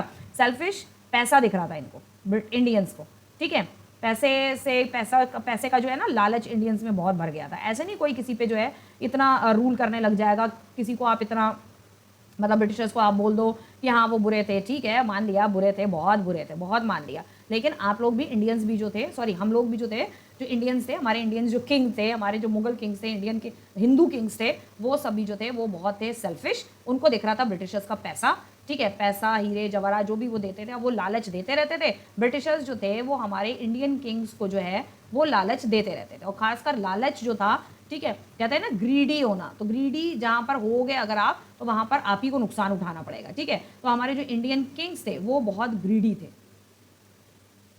इंडियन किंग्स जो थे हमारे, चाहे वो मुगल्स हो या वो हिंदू किंग्स हो, ठीक है, चाहे वो मुगल्स हो या हिंदू किंग्स हो, हिंदू किंग्स, ठीक है, ये दोनों के दोनों बहुत ही ग्रीडी थे। ब्रिटिशर्स जो है लाला के पैसा, हीरे जवाहरात, बहुत सारी चीज़ें, बहुत सारे प्रोडक्ट्स वगैरह जो है वो इन किंग्स को लाके देते थे प्रोडक्ट्स, और ये लोग उसी ग्रीडीनेस के चलते ब्रिटिशर्स को अपनी ज़मीन दे देना, ब्रिटिशर्स को अपना लैंड दे देना, आप यहाँ ये करिए, आप यहाँ खेती करिए, ऐसा करिए, वैसा करिए, हाँ हाँ ठीक है, यहाँ पे जो हमारी किंगडम है, हमारा राज्य है, उस पर आप इंडस्ट्रीज़ बनाइए, फैक्ट्रीज़ बनाइए, और आप हमें अपना पार्टनर बनाइए, जो प्रॉफिट होगा वो मुगल किंग्स ने और हिंदू किंग्स ने बराबर से आपस में ब्रिटिशर्स के साथ बांटा है। ब्रिटिशर्स ने इंडिया पे रूल तो जो किया है वो तो किया, लेकिन ब्रिटिशर्स के साथ जो यहाँ के इंडिया के जो हिंदू किंग्स थे और जो मुस्लिम किंग्स थे, मुगल्स थे, उन्होंने भी हिंदुस्तान पर राज किया ब्रिटिशर्स के साथ मिलके, ब्रिटिशर्स के साथ ग्रीडी बन के, ठीक है, इंडियंस पे अत्याचार किया। ऐसे कोई किसी पे अत्याचार नहीं करने लग जाता जब तक उनको किसी की कमजोरी ना पता हो, और कमजोरी ब्रिटिशर्स को ये पता थी, क्योंकि जब ब्रिटिशर्स आए तो वो सिर्फ और सिर्फ ट्रेड करने के लिए आए थे, रूल करने का उनका ऐसा कोई भी इरादा नहीं था। ये लोग इनके लालच में जो थे फंस गए, और फंसने की वजह से इन्होंने ब्रिटिशर्स को पूरी पूरी लैंड दे दी, पूरी पूरी जमीन दे दी, अपना राज्य दे दिया कि हाँ, उन्होंने बोला हम आपको इतना इतना पैसा देंगे, इतना ये सब कुछ देंगे, प्रोडक्ट्स देंगे, फलाना देंगे, ये देंगे, वो देंगे। उन्होंने बोला हाँ ठीक है, आप फैक्ट्रीज बनाइए, इंडस्ट्रीज बनाइए, हमारा ये राज्य है, ये मेरी किंगडम है। हिंदू किंग ने बोला, मुगल किंग ने बोला ये मेरी किंगडम है, मेरा राज्य है, और आप इस पे बनाइए, आप इस पे फैक्ट्रीज बनाइए, इंडस्ट्रीज बनाइए, और जो भी फैक्ट्रीज इंडस्ट्री जो भी हमको प्रॉफिट होगा, हमारे यहाँ प्रोडक्ट्स बनेंगे, नई नई चीज़ें बनेंगी, तो जितना प्रॉफिट होगा वो प्रॉफिट्स जो थे, जो हमारे ऊपर जो राजा किंग्स जो बैठे थे उस टाइम पर, जब ब्रिटिशर्स आए यहाँ पर 17th सेंचुरी में, तो 70 80 90 साल तक तो ये सिर्फ जो है ट्रेड ही करते रहते। उसके बाद जब इन्होंने देखा ये किंग्स वगैरह खुद हमें आमंत्रित कर रहे हैं कि आप हमारी ज़मीन पे आइए, इंडस्ट्री सेटअप करिए, फैक्ट्री सेटअप करिए, और किंग्स खुद जो है प्रॉफिट मांग रहे हैं कि आप हमें प्रॉफिट दीजिए, तो किंग्स ये सोच रहे थे कि भाई प्रॉफिट मिलेगा अगर तो हम अपने राज्य पे खर्च करेंगे, लोगों पे खर्च करेंगे, लेकिन ज़्यादा कोई खास प्रॉफिट मिला नहीं, और ब्रिटिशर्स का अत्याचार जो था इनके ही इन राजाओं के जो राज्य था, जो इनके पास था, उन राजाओं के राज्य में ये लोग और अत्याचार करने लगे, और किंग्स को इतना ज़्यादा कोई प्रॉफिट नहीं दिया। ब्रिटिशर्स से उन्होंने बहुत सारी चीज़ें, पैसा, बहुत सारी चीज़ें, हथियार, बहुत सारी चीज़ें ली, और ट्रेड करते करते करते करते धीरे धीरे उन्होंने कई बाद में जाके रूल किया। जब तक इंडियंस को समझ में आया कि ये जो है हम पे रूल कर रहे हैं, तब तक जो है वो तो अच्छी खासी पकड़ ब्रिटिशर्स जो थे वो इंडिया में बना चुके थे। नेक्स्ट हमारा आता है, Gandhi ji propose that the movement should unfold in stages, यानी कि गांधी जी ने ये प्रस्ताव रखा सबके सामने कि ये जो आंदोलन है ये चरणों में होना चाहिए, मतलब स्टेजेस वाइज होना चाहिए। पहले एक स्टेप, स्टेजेस या स्टेप कह सकते हो आप, पहले एक स्टेप हमें उठाना है, फिर दूसरा स्टेप उठाना है, फिर तीसरा, फिर चौथा, मतलब धीरे धीरे हमें स्टेप वाइज स्टेप जो है हमें चरणों में, स्टेजेस में आगे बढ़ना है। It should begin with the surrender of the title that government awarded. So ये इस चीज़ की शुरुआत कहाँ से हुई? शुड बिगेन विद द, तो पहली शुरुआत यहाँ से हुई कि जितने भी टाइटल्स ब्रिटिश गवर्नमेंट ने इंडियंस को जितने भी टाइटल्स प्रोवाइड किए हुए थे, तो वो सारे के सारे टाइटल, यानी कि मतलब कहते हैं ना, ब्रिटिश आर्मी में ऑफिसर्स बनाया हुआ था, कर्नल, लेफ्टिनेंट, और जो भी मतलब सूबेदार वगैरह जो बनाए हुए थे, वो सारी की सारी उपलब्धियां या उपाधियां बेसिकली बोलेंगे, जो अवॉर्डेड होता टाइटल्स, वो सारी उपाधियां जो है गवर्नमेंट को वापस करो। गवर्नमेंट कौन सी थी? गवर्नमेंट थी आपकी ब्रिटिश गवर्नमेंट, ठीक है। तो ब्रिटिश गवर्नमेंट को जो टाइटल्स हैं, उन्होंने बोला गांधी जी ने कि ब्रिटिश गवर्नमेंट को जो टाइटल्स हैं, यानी कि जो उपाधियां हैं, ठीक है, उपाधियां, ठीक है, यानी कि उन्होंने जो भी उपाधियां दी हैं, रैंक्स दी हैं बेसिकली हम कह सकते हैं, और उपाधियां सिर्फ वो ब्रिटिश आर्मी में ही नहीं, मतलब हर जगह उन्होंने बोला, ठीक है। ये सिर्फ ब्रिटिश आर्मी के लिए नहीं थी, ये एक एग्जांपल दे रही हूँ मैं आपको, जैसे कि like for example British army में अलग अलग रैंक्स मिलती हैं, वो भी उपाधियां होती हैं। तो ब्रिटिश आर्मी में जैसे अलग अलग रैंक्स मिलती हैं, तो इन्हें भी उपाधियां ही कहा जाता है, ठीक है। तो ये एक एग्जाम्पल है, आप इसे एग्जाम्पल कह सकते हैं कि जैसे ब्रिटिश आर्मी में रैंक्स हो गई, ये उपाधि हो गई, इसको जो है वापस कर दिया जाए, सरेंडर कर दिया जाए, गवर्नमेंट को वापस दे दिया जाए।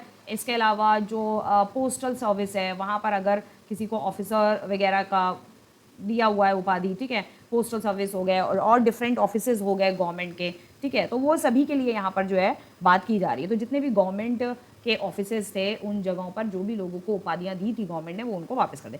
Boycott of civil services, army, यही मैंने अभी आपको बताया, यानी सिविल सर्विसेज में, आर्मी में, पुलिस में, कोर्ट में, लेजिस्लेटिव काउंसिल में, schools and the foreign goods, इन सब को बॉयकॉट किया जाए। यानी सिविल सेवाओं में, सेना, पुलिस, अदालत और विधान परिषदों में, यानी कि लेजिस्लेटिव काउंसिल्स, यानी कि विधानसभा, विधान परिषद, इन सब चीज़ों में, स्कूलों में, और विदेशी वस्तुओं का जो है बॉयकॉट किया जाए, बहिष्कार किया जाए। तभी जो है ये एक एक स्टेप हम जो है इसके थ्रू हम आगे बढ़ेंगे। उसके बाद then in case the government use repression, अगर इसके बावजूद भी गवर्नमेंट जो है दमन का इस्तेमाल करती है। रिप्रेशन मतलब, रिप्रेशन मीन्स होता है आपका दमन, दमन यानी कि लोगों को दबाना, ठीक है, लोगों को दबाना, दमन इसका मीनिंग होता है लोगों को दबाना, ठीक है, लोगों को कमज़ोर बनाना। दबाने का मतलब ये नहीं है कि किसी के ऊपर चढ़ के जो है दबा दिया जाए, ठीक है ना, वो नहीं है यहाँ पे दबाने का मतलब। दबाने का मतलब ये है कि जो ये आंदोलन कर रहे हैं गांधी जी और उनके जो सारे लोग जो है उनके साथ मिलके जो आंदोलन कर रहे हैं, उस आंदोलन को ख़त्म कर देना, उनको मार पीट के बुरी तरह से उनके साथ बिहेव करके उनको भगा देना, उनको आंदोलन को पूरी तरीके से खतरेशन, मतलब ये बोल रहे हैं गांधी जी कि अगर फिर भी in case government use repression, government जो है अगर दमन का इस्तेमाल करती है तो एक पूर्ण सविनय सिविल डिसोबीडियंस मूवमेंट यहाँ पर कहा है, full civil disobedience movement campaigning would be launch, तब हम सिविल डिसोबीडियंस मूवमेंट जो है लॉन्च करेंगे, यानी कि इसको कहा जाता है पूर्ण सविनय अवज्ञा अभियान शुरू किया जाएगा। ठीक है, ये इसको ये कहा जाता है, इन हिंदी कहा जाता है पूर्ण सविनय अवज्ञा अभियान, अभियान यानी कि कैंपेनिंग। ठीक है, तो campaigning and full civil disobedience movement फिर इसके बाद हम शुरू करेंगे, ये इनका गांधी जी का कहना था। Through the summer of 1920s Mahatma Gandhi and Shaukat Ali toured, Shaukat Ali toured extensively mobilising popular support for the movement. अब क्या हुआ कि समर्स 1920 में समर्स आ गए, ठीक है, गर्मियाँ आ गई 1920 की गर्मियाँ आई। वहाँ पर क्या हुआ, महात्मा गांधी ने, क्योंकि महात्मा गांधी सत्याग्रह आंदोलन कर रहे थे, सिविल डिसोबीडियंस मूवमेंट कर रहे थे, ये सारे मूवमेंट कर रहे थे, तो इन्होंने कहा कि ये जो मूवमेंट्स हैं जो कि खिलाफत मूवमेंट के लिए जो है मुस्लिम्स के लिए, और अपने वो जो ये लोग भी उनको स्पिरिचुअल लीडर मानते हैं जो खलीफा थे टर्की के, ठीक है, जो मैंने आपको प्रीवियस अभी इस वीडियो में बताया कि उनके लिए ये लोग जो है यहाँ पर इंडिया में भी उनके लिए मूवमेंट्स कर रहे थे। तो मतलब मुसलमानों का भी जो मोटिव था वो हो रहा था, पूरा हिंदूज़ का भी हो रहा था। तो यहाँ पर इन दोनों ने मिलकर क्या किया, पूरे मतलब बड़े पैमाने पर इन दोनों ने पूरा एरिया का, मतलब पूरे जगह जगह जहाँ तक ये कर सकते थे वहाँ तक का इन्होंने पूरा दौरा किया, mobilising popular support from the movement, और अपने इस मूवमेंट के लिए, इस आंदोलन के लिए इन्होंने लोकप्रिय समर्थन जो है उसको जुटाया, मतलब लोगों से इन्होंने समर्थन लिया, लोगों से इन्होंने समर्थन जुटाने की पूरी कोशिश करी, क्योंकि ये मूवमेंट जो था आने वाले टाइम पे पॉपुलर होने वाला था। पॉपुलर मतलब आंदोलन जो है लोकप्रिय हो चुका था, सिविल डिसोबीडियंस मूवमेंट, ठीक है, और आगे जाके ये और पॉपुलर हुआ। ओके, नेक्स्ट चलते हैं।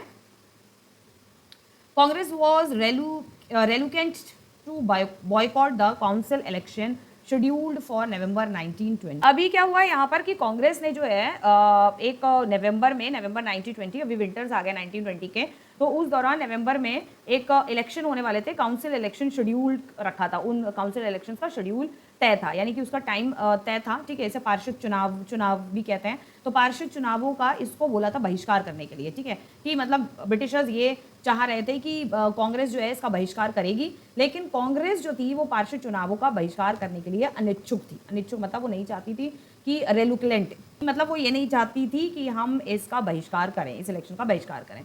It feared movement might lead to popular violence, और उनका ये डर था कि अगर हमने कहीं बहिष्कार किया, मतलब इसके अगेंस्ट अगर हम कहीं खड़े हुए, तो ये जो आंदोलन है, तो इसके मतलब अगर हमने इसका बहिष्कार किया तो ये आंदोलन जो है वो मतलब लोकप्रिय तो हो ही रहा है, लेकिन इसमें हिंसा भड़क पड़ेगी, ठीक है ना, बहुत ज़्यादा लोग जो है एक दूसरे को फिर मारा कटाई करने लग जाएंगे। तो finally at the Congress session at Nagpur in December 1920 में a compromise was worked out. तो फाइनली फिर क्या हुआ, नागपुर में एक सेशन और हुआ, कांग्रेस ने एक और सेशन रखा, ठीक है, शेड्यूल किया 1920 में, और वहाँ पर क्या हुआ, वहाँ पे एक समझौता हुआ, एक कॉम्प्रोमाइज़ हुआ ब्रिटिशर्स और कांग्रेस के बीच में, ठीक है, जो नेशनल कांग्रेस थी हमारी, जो पार्टी थी उस समय फेमस, उसके बीच में एक समझौता हुआ, जिसे यहाँ पर हम कह सकते हैं कॉम्प्रोमाइज़ वाज वर्कड आउट, और ये कांग्रेस अधिवेशन में एक समझौता हुआ, जिसे प्रॉपर हिंदी में हम बोलेंगे, और उसके बाद फिर non cooperation programme was adopted, और इसके बाद फिर नॉन कॉपरेशन जो प्रोग्राम था वो एडॉप्ट किया गया, ठीक है। नॉन कॉपरेशन इसे कहते हैं हिंदी में असहयोग आंदोलन भी कहा जाता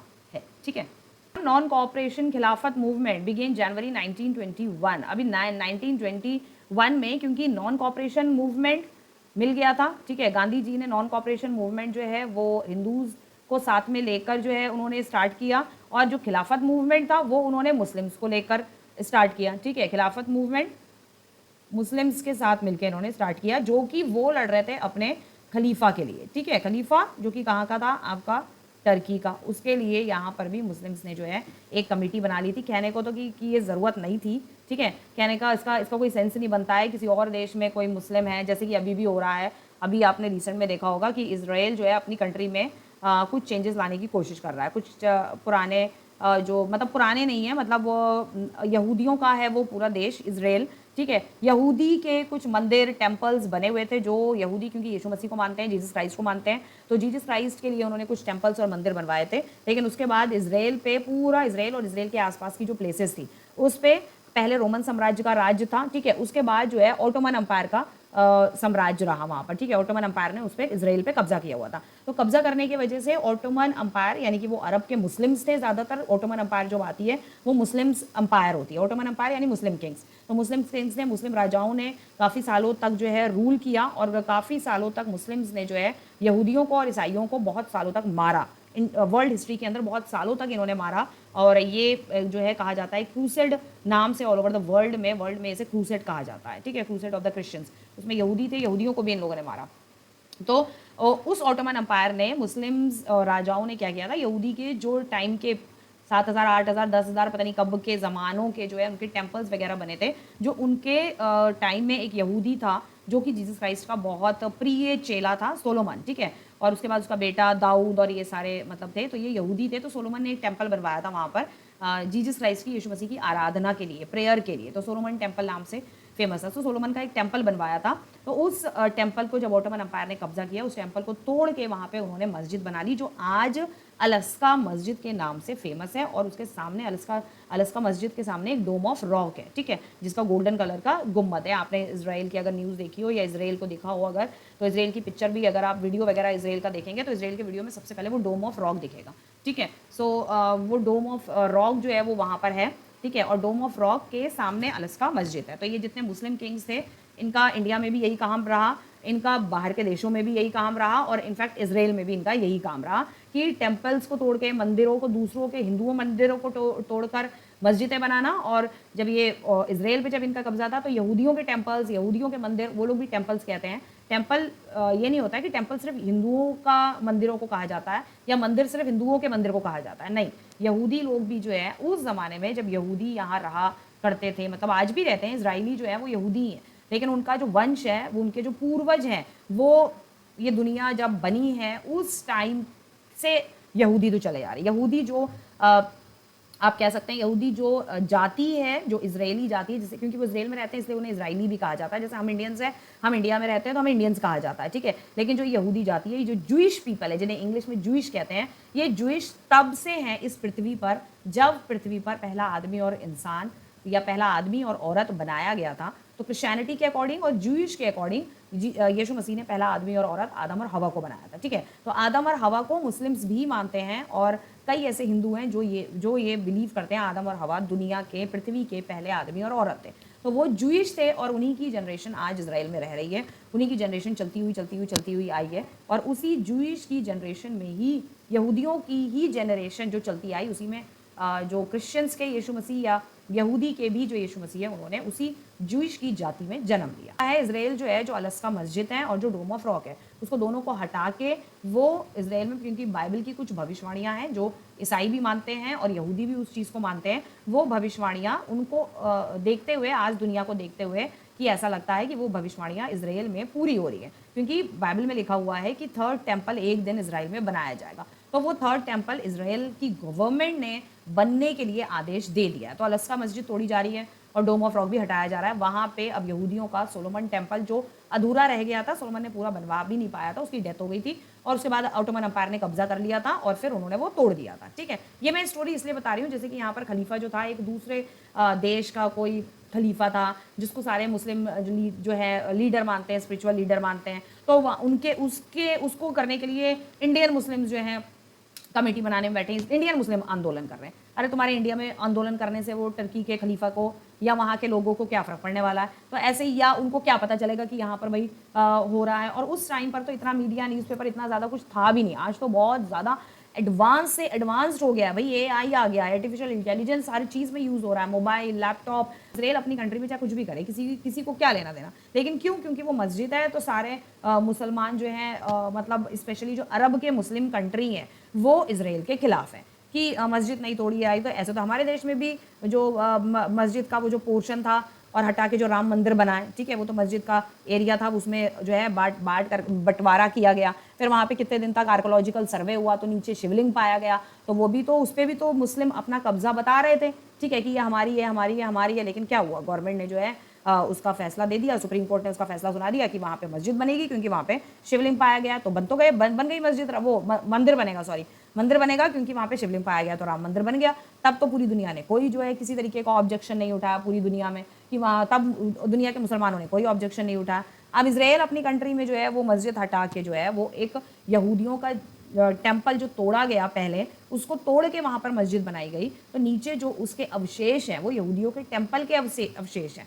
तो अब क्यों दुनिया के जो स्पेशली अरब के जो मुस्लिम्स हैं उनको बड़ी प्रॉब्लम हो रही है। सोशल ग्रुप, बहुत सारे सोशल ग्रुप्स ने जो है पार्टिसिपेट किया इन दिस मूवमेंट। इस मूवमेंट में बहुत सारे सोशल ग्रुप्स ने पार्टिसिपेट किया, each with its own specific aspiration, और हर किसी का अपना एक मेन एम था, ठीक है, हर किसी का अपना एम था। कोई देश को आज़ादी दिलाने के लिए मूवमेंट लड़ रहा था और मुस्लिम्स ज़्यादातर वो खलीफा के लिए लड़ रहे थे, मूवमेंट चला रहे थे, ठीक है ना। All of them responded to the call of swaraj, लेकिन ज़्यादातर जो स्पेशली जो ज़्यादातर जो हिंदूज थे, ठीक है, हिंदूज की कॉल किसके लिए थी? हिंदू की कॉल थी आपकी स्वराज के लिए, स्वराज यानी कि फ्रीडम, ठीक है, स्वराज यानी कि फ्रीडम। तो हिंदुओं की कॉल बेसिकली फ्रीडम के लिए थी, वो फ्रीडम चाहते थे ब्रिटिशर से, ठीक है, ब्रिटिशर से पूरी आज़ादी वो चाहते थे, तो ये उसके लिए कॉल थी। But the term meant different things to different people, लेकिन जो टर्म थी ना, मतलब टर्म कहने का मतलब है यहाँ जो नॉन कॉपरेशन खिलाफत मूवमेंट था, ये हर किसी के लिए, हर किसी के लिए इसका मीनिंग जो था वो अलग अलग था।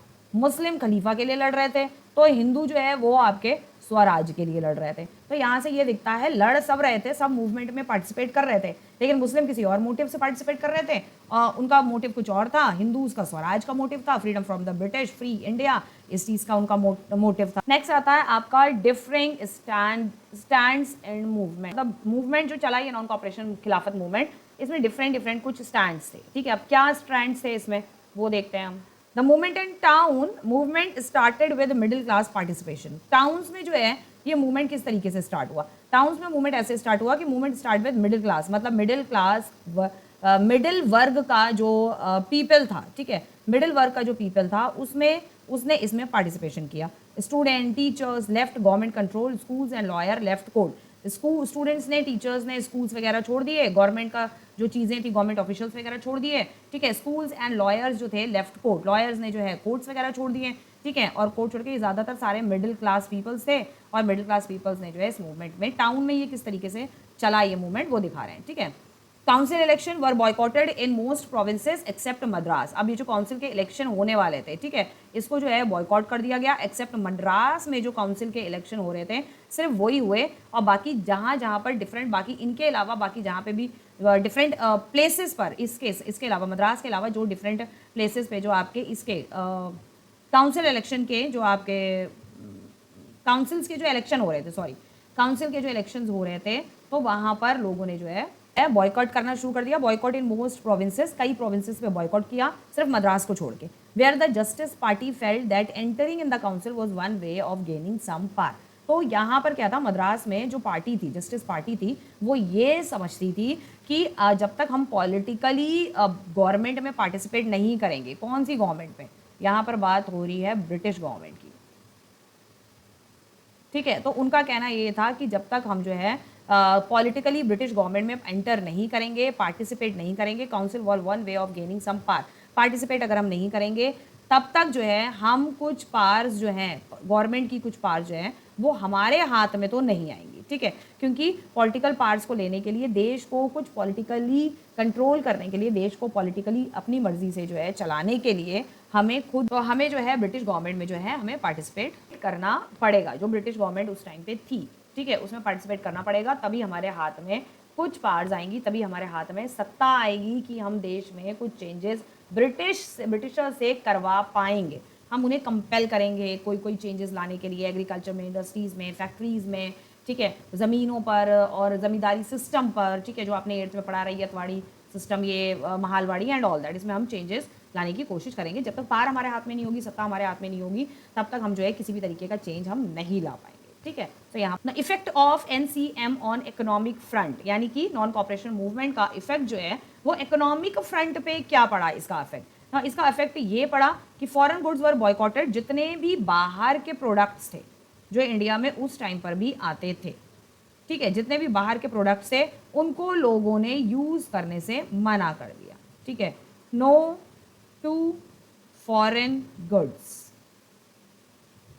ठीक है, नो टू फॉरेन गुड्स, इस तरीके से बड़ा सा क्रॉस लग गया, ठीक है। No to foreign goods, liquor shop यानी कि जो शराब की दुकानें थी, picketed and foreign clothes burnt in huge bonfire, तो जो शराब की दुकानें थी वो तोड़ फोड़ दी गई, उनको जला वला दिया गया, तबाह कर दिया गया जिसे कह सकते हैं। एंड जो फॉरेन क्लोथ्स, जितने भी बाहर के कपड़े आते थे, उनको भी जो है बोन फायर, आप लोगों को मालूम है वो लकड़ियाँ जलाकर जो है बोन फायर किया जाता है, ठीक है। उस पूरे बोन फायर में जो है जितने भी बाहर के गुड्स थे उनको जो है कपड़े और सारी चीज़ें जो है उनको उस बोन फायर में जो है जला दिया गया, ठीक है। The import of foreign clothes halved between 1921 to 22, import of foreign goods half between, तो बाहर से जो जितने भी फॉरेन गुड्स आते थे, ठीक है, फॉरेन क्लोथ्स आते थे, स्पेशली क्लोथ्स हो गए, प्रोडक्ट हो गए, कुछ भी हो गए, वो सारे के सारे फॉरेन क्लोथ्स, फॉरेन गुड्स जो हैं वो इंपोर्ट हो रहे थे, इंडिया में आ रहे थे, वो सब आधे हो गए, पहले के अकॉर्डिंग वो सब के सब आधे हो गए, उनका इंपोर्ट जो है वो आधा हो गया, आपको यहाँ पर ले ही नहीं रहा था, बिकी ही नहीं रहे थे, ठीक है। और ये हुआ आपका विद इन 1 ईयर, 21 और 22 के बीच में, ठीक है। Merchants and traders refuse to trade, merchant और ट्रेडर्स ने ट्रेड करने से रिफ्यूज कर दिया इन फॉरेन गुड्स का ट्रेड नहीं कर रहे थे अब वो, एंड फाइनेंस फॉरेन ट्रेड, और फॉरेन ट्रेड को फाइनेंस करने से भी, फाइनेंस यानी कि अगर कोई फॉरेन ट्रेड वाला है तो उसे पैसा देने से भी मना कर दिया, ठीक है ना। तो मर्चेंट्स वगैरह भी कोई ट्रेड नहीं कर रहे थे फॉरेन की कंपनीज से, फॉरेन गुड्स जो है वो नहीं खरीद रहे हैं, तो ऑब्वियसली उनको वापस लेके जाना पड़ेगा।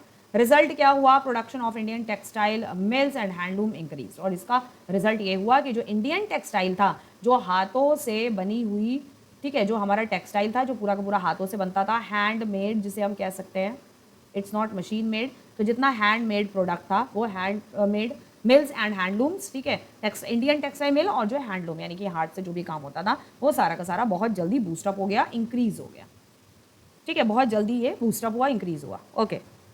वाई NCM स्लो डाउन, लेकिन इसके बाद जो थे नॉन कॉपरेशन मूवमेंट जो है वो धीरे धीरे स्लो होता गया। अब वो स्लो क्यों हुआ, क्योंकि एक्सपेंसिव क्लोथ, खादी क्लोथ्स, क्योंकि भाई होता क्या था, जो बाहर के मशीन मेड गुड्स जो आते थे, ठीक है, मशीन मेड गुड्स जो हैं वो बहुत बड़े पैमाने पर बनते थे, क्योंकि वो मशीन मेड से, तो वो 1 घंटे में हज़ारों प्रोडक्ट्स बना के निकाल देते थे, वो इंडिया आते थे और उन्हें चीप रेट में इंडिया पर बेचा जाता था, ठीक है, सेल किया जाता था चीप रेट्स पर, ठीक है, सस्ते दामों में सेल किया जाता था।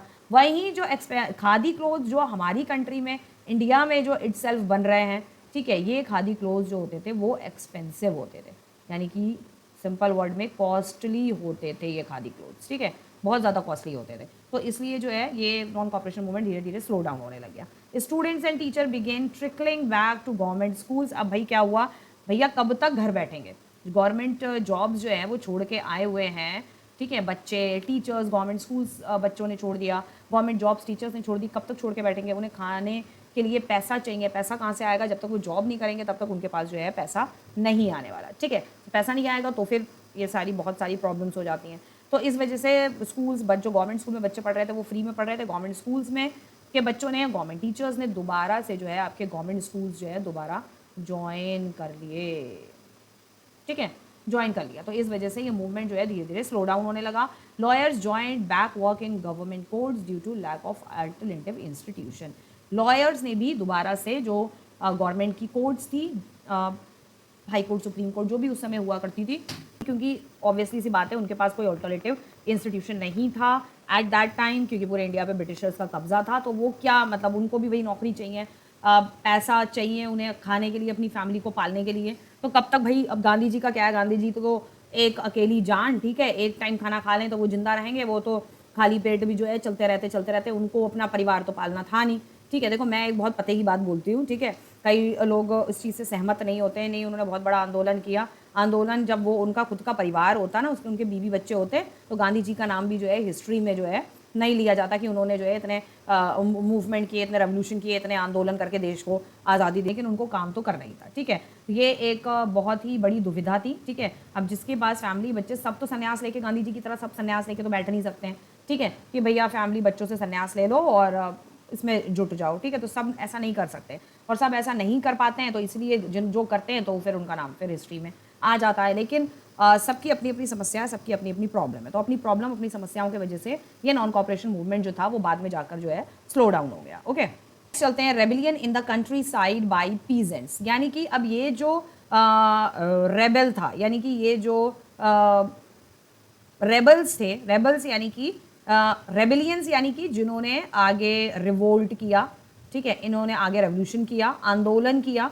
जो आंदोलन कर रहे हैं उन्हें रेबल्स भी बोलते हैं, ठीक है, रेबिलियंस भी कहा जाता है, रेबल्स भी कहते हैं, रेबिलियंस भी कहा जाता है, ठीक है। तो rebellion in the country side by peasant, country side यानी कि जो हमारा फार्मर विलेज वाला पार्ट था, ठीक है, जो हमारे विलेजेस थे।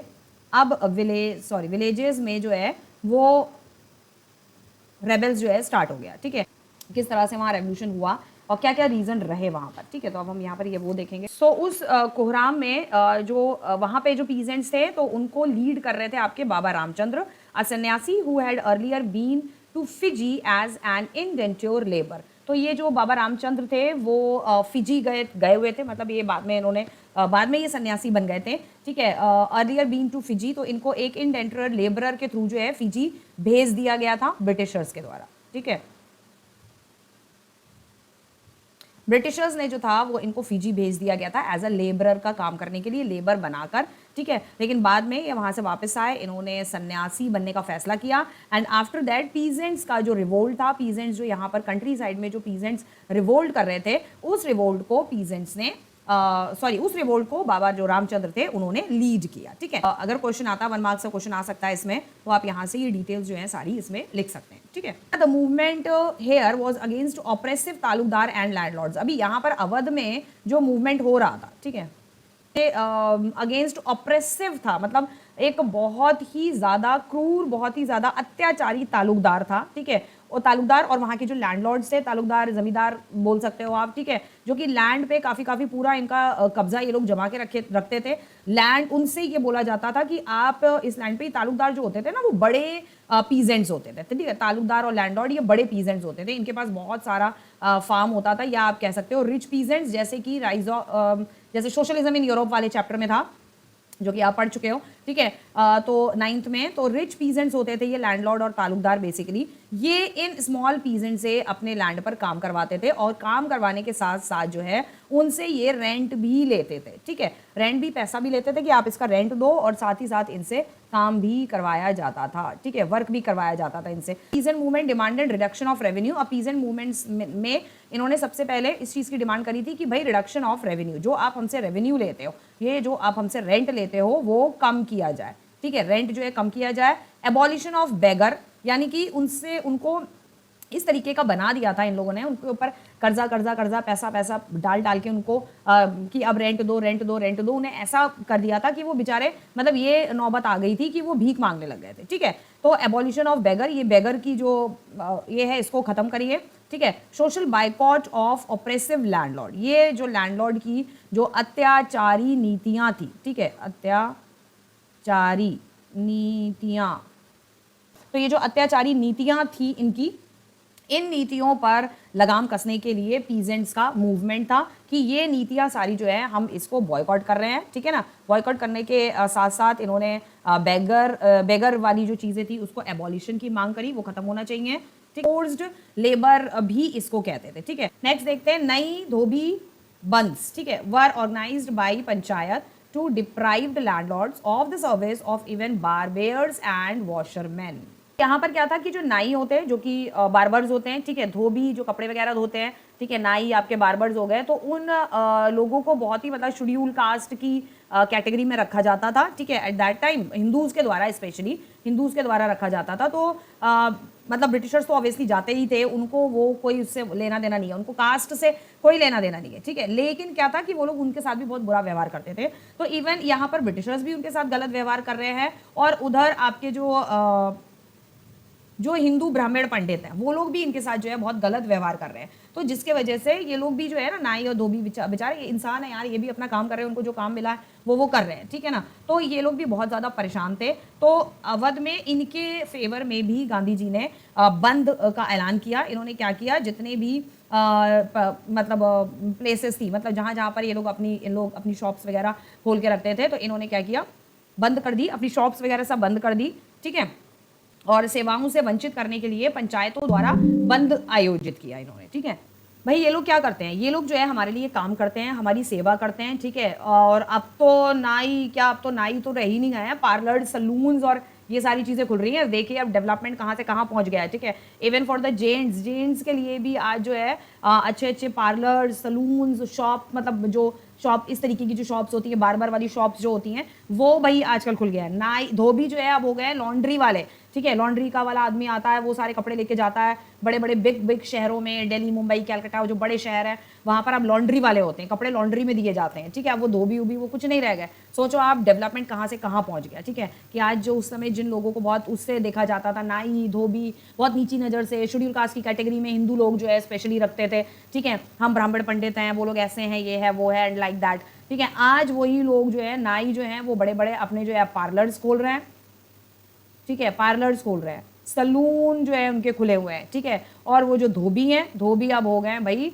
लॉन्ड्री वाले, ठीक है। नीचे दिख नहीं रहा। सो इन लोगों ने क्या किया, पंचायत में गए, मतलब जो वहाँ के गांव के जो पीपल्स थे, क्योंकि इनका मूवमेंट था, गांधी ने ये मूवमेंट स्टार्ट किया, तो नाई और धोबी जो थे इन लोगों ने अपनी सेवाएं देने से बंद कर दिया, ठीक है। तो वो भी कैसे हुआ कि धोबी जो थे सेवाओं से वंचित करने के लिए इन्होंने पंचायत द्वारा बंद आयोजित किया। पंचायत में गए, पंचायत से जाके बोला कि हम यहाँ पर, मतलब पंचायत में उन्होंने सबके सामने बोल दिया कि हम जो है अपनी सेवाएं अब किसी भी पंडित और हिंदू को जो है, पंडित ब्राह्मण पंडित हिंदू को, किसी ब्रिटिशर्स को नहीं देंगे, क्योंकि हमारे साथ जो है न्याय नहीं हो रहा है, इसलिए हम ये सारी चीज़ें अब बंद कर रहे हैं, ठीक है। सो इस तरीके से इन्होंने अपने मूवमेंट जो है अलग अलग डिफरेंट एरियाज़ में इस तरीके से स्टार्ट किए, ओके।